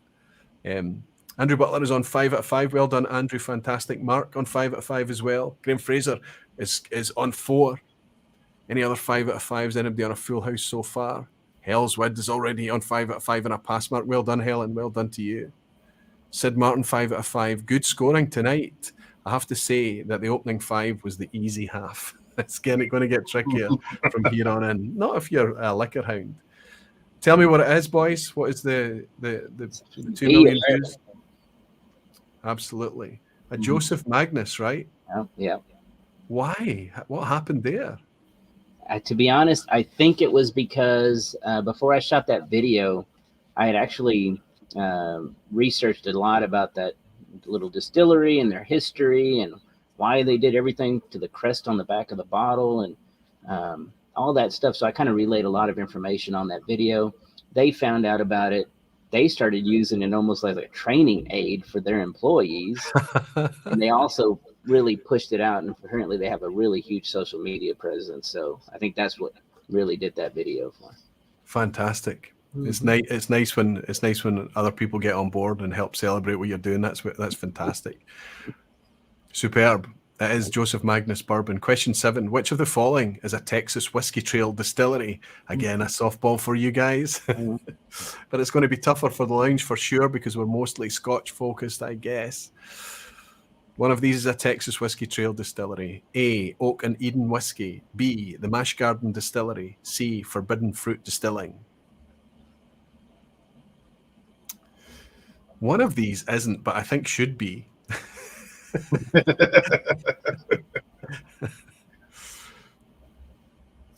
Still good scoring from Alistair Gray. Fantastic. Andrew Butler. Valsgraf. Superb. As well as Helen. Still on a full house. Oak and Eden Whiskey. A. The Mash Garden Distillery. B. Forbidden Fruit Distilling. C. Which is it? Oh my goodness. I can't fool the lounge. They know what they're doing. Actually, Jaitley has admitted he doesn't have a clue. And Greg's Whiskey Guide is saying random answer B. Tell us what it is. Should be A. A, Oak and Eden. Oak and Eden Whiskey. Absolutely. Absolutely. But Forbidden Fruit Distilling sounds kind of good, doesn't it? Oh, yeah. Be nice. Yeah. Question 8. Getting through this in a nice, neat time tonight. Liquorhound's first ever whiskey-related... Oh. How did that happen? Have I doubled up on that one? Could we be getting a free... Oh, no. No, sorry, I've made the mistake. Liquorhound's first ever, not his most watched, his first ever whiskey-related YouTube video covered what? So this isn't the 2 million views. This is the first ever video back in 2010, Chris.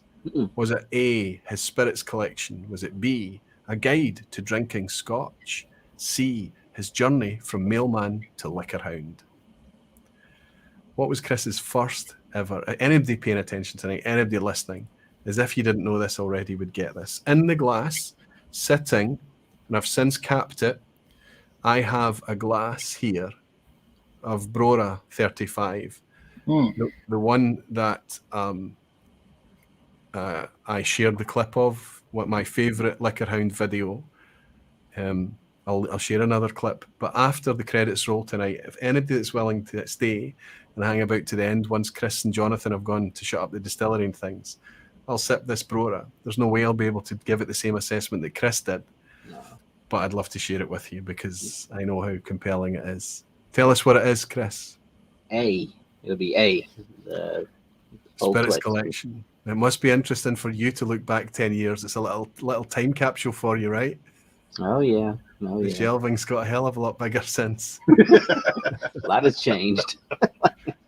Jimmy Legg is asking if the bottle is open. No, Jimmy, the bottle is not open because I was given a sample from Scott Monroe, who bought a bottle at the exact same time as me, and his is open.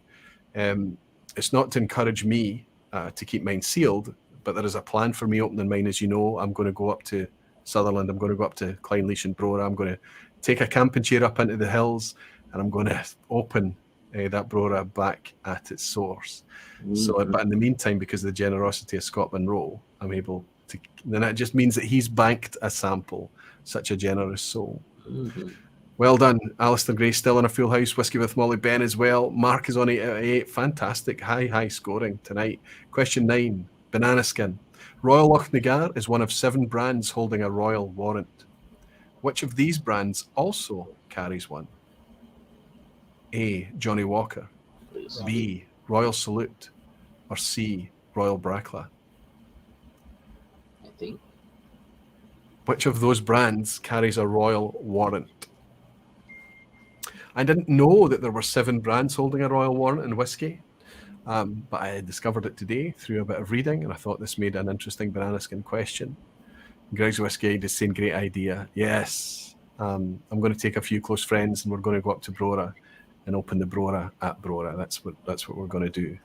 But because of the generosity of Scott, because of this amazing community, I've got a wonderful wee... Oh, my goodness. Yep. Oh, it's salinity. How can there be so much savory as well as sweet and creamy?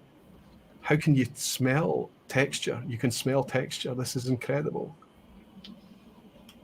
Oh, my goodness. 49.9%.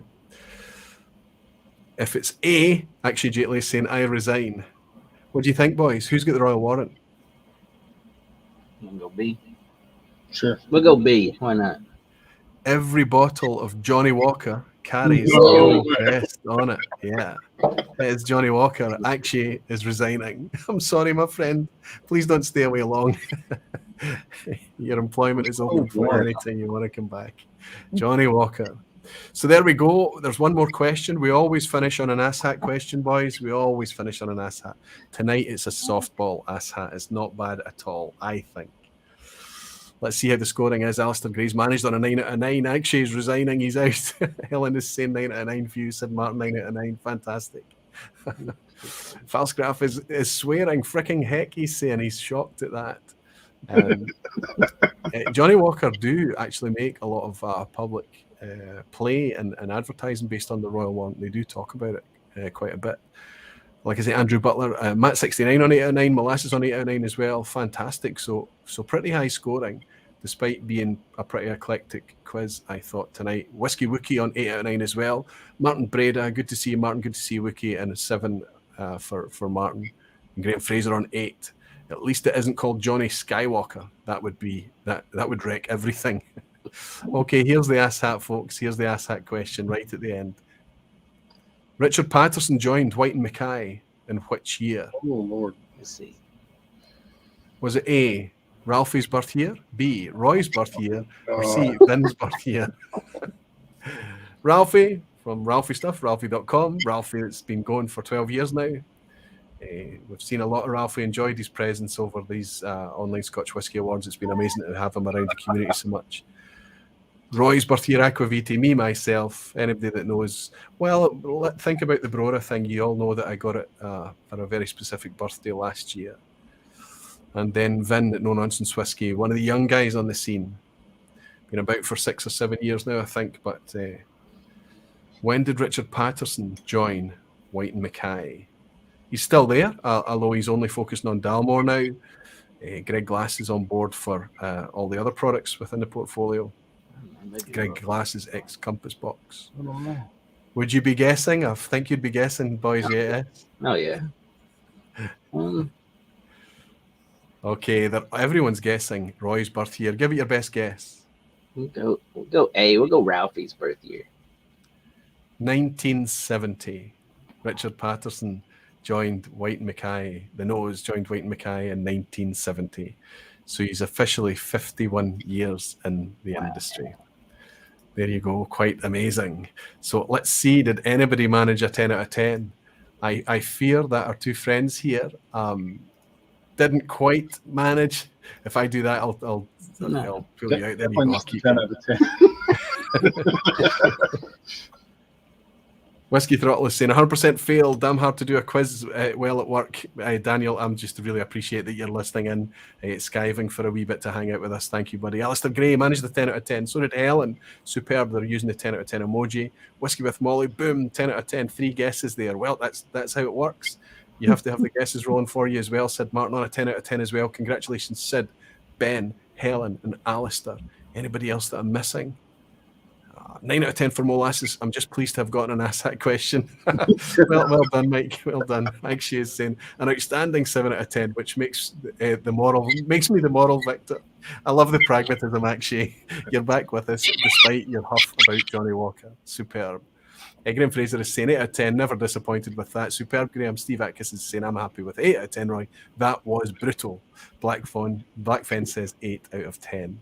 Brutal, but the scoring is high. The scoring would suggest otherwise. I tell you what I'm going to do. I'm going to raise this wee glass of Brora to Chris, to your journey, your amazing, serendipitous, promiscuous, fascinating journey. I hope that we managed to celebrate it in some small way here today. But for me, it's fascinating that we've got somebody in our YouTube community with a journey like yours doing what you're doing today. And I'll always enjoy hanging out.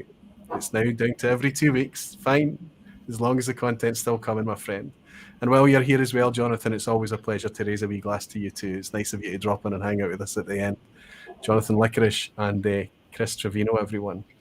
Guys, if you want to hang out to the end, you're very welcome to. Otherwise, I'll raise this wee glass of Brora 35 and I'll say thank you for your time this evening. I hope you had a wee bit of fun. I certainly did.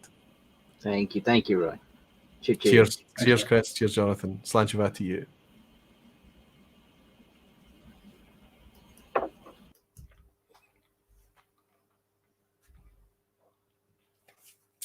Oh my goodness.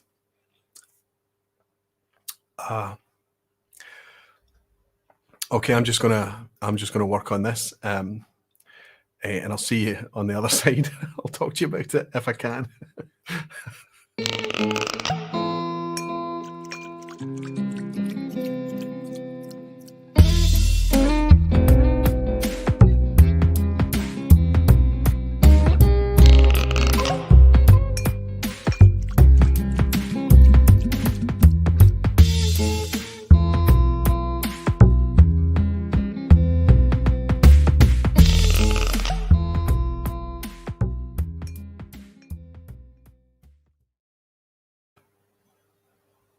Perfume, hay, grass, salinity, a distant puff of smoke, but it's way back in the background. When I talk about smelling or being able to nose a texture, it's crazy.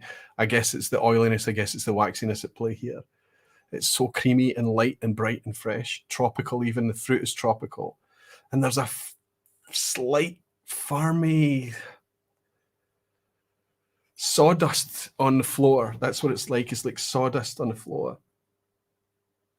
White fruit, tropical fruit, mango melon,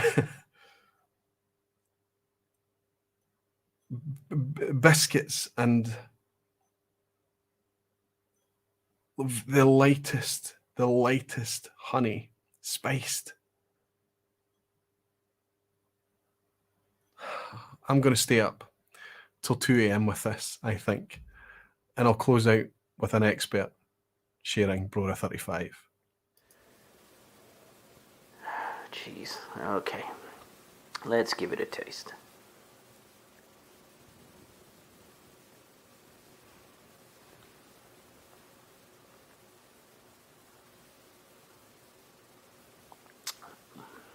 Ooh, good grief.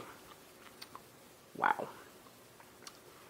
Yeah, it's ridiculous. But let's see if we can sort this out. Okay, here we go. Inner solid medium, just above medium viscosity. You get this twinge of, oof, and here it goes, it's still transitioning. You get this twinge of a rush of fruit. Gosh, let me see if I can, let's keep on researching. Let's see. Yeah, waxy, malty, honey, beeswax, cinnamon, ooh, old leather, tobacco. The peat is starting right there on the mid palate. When the old leather.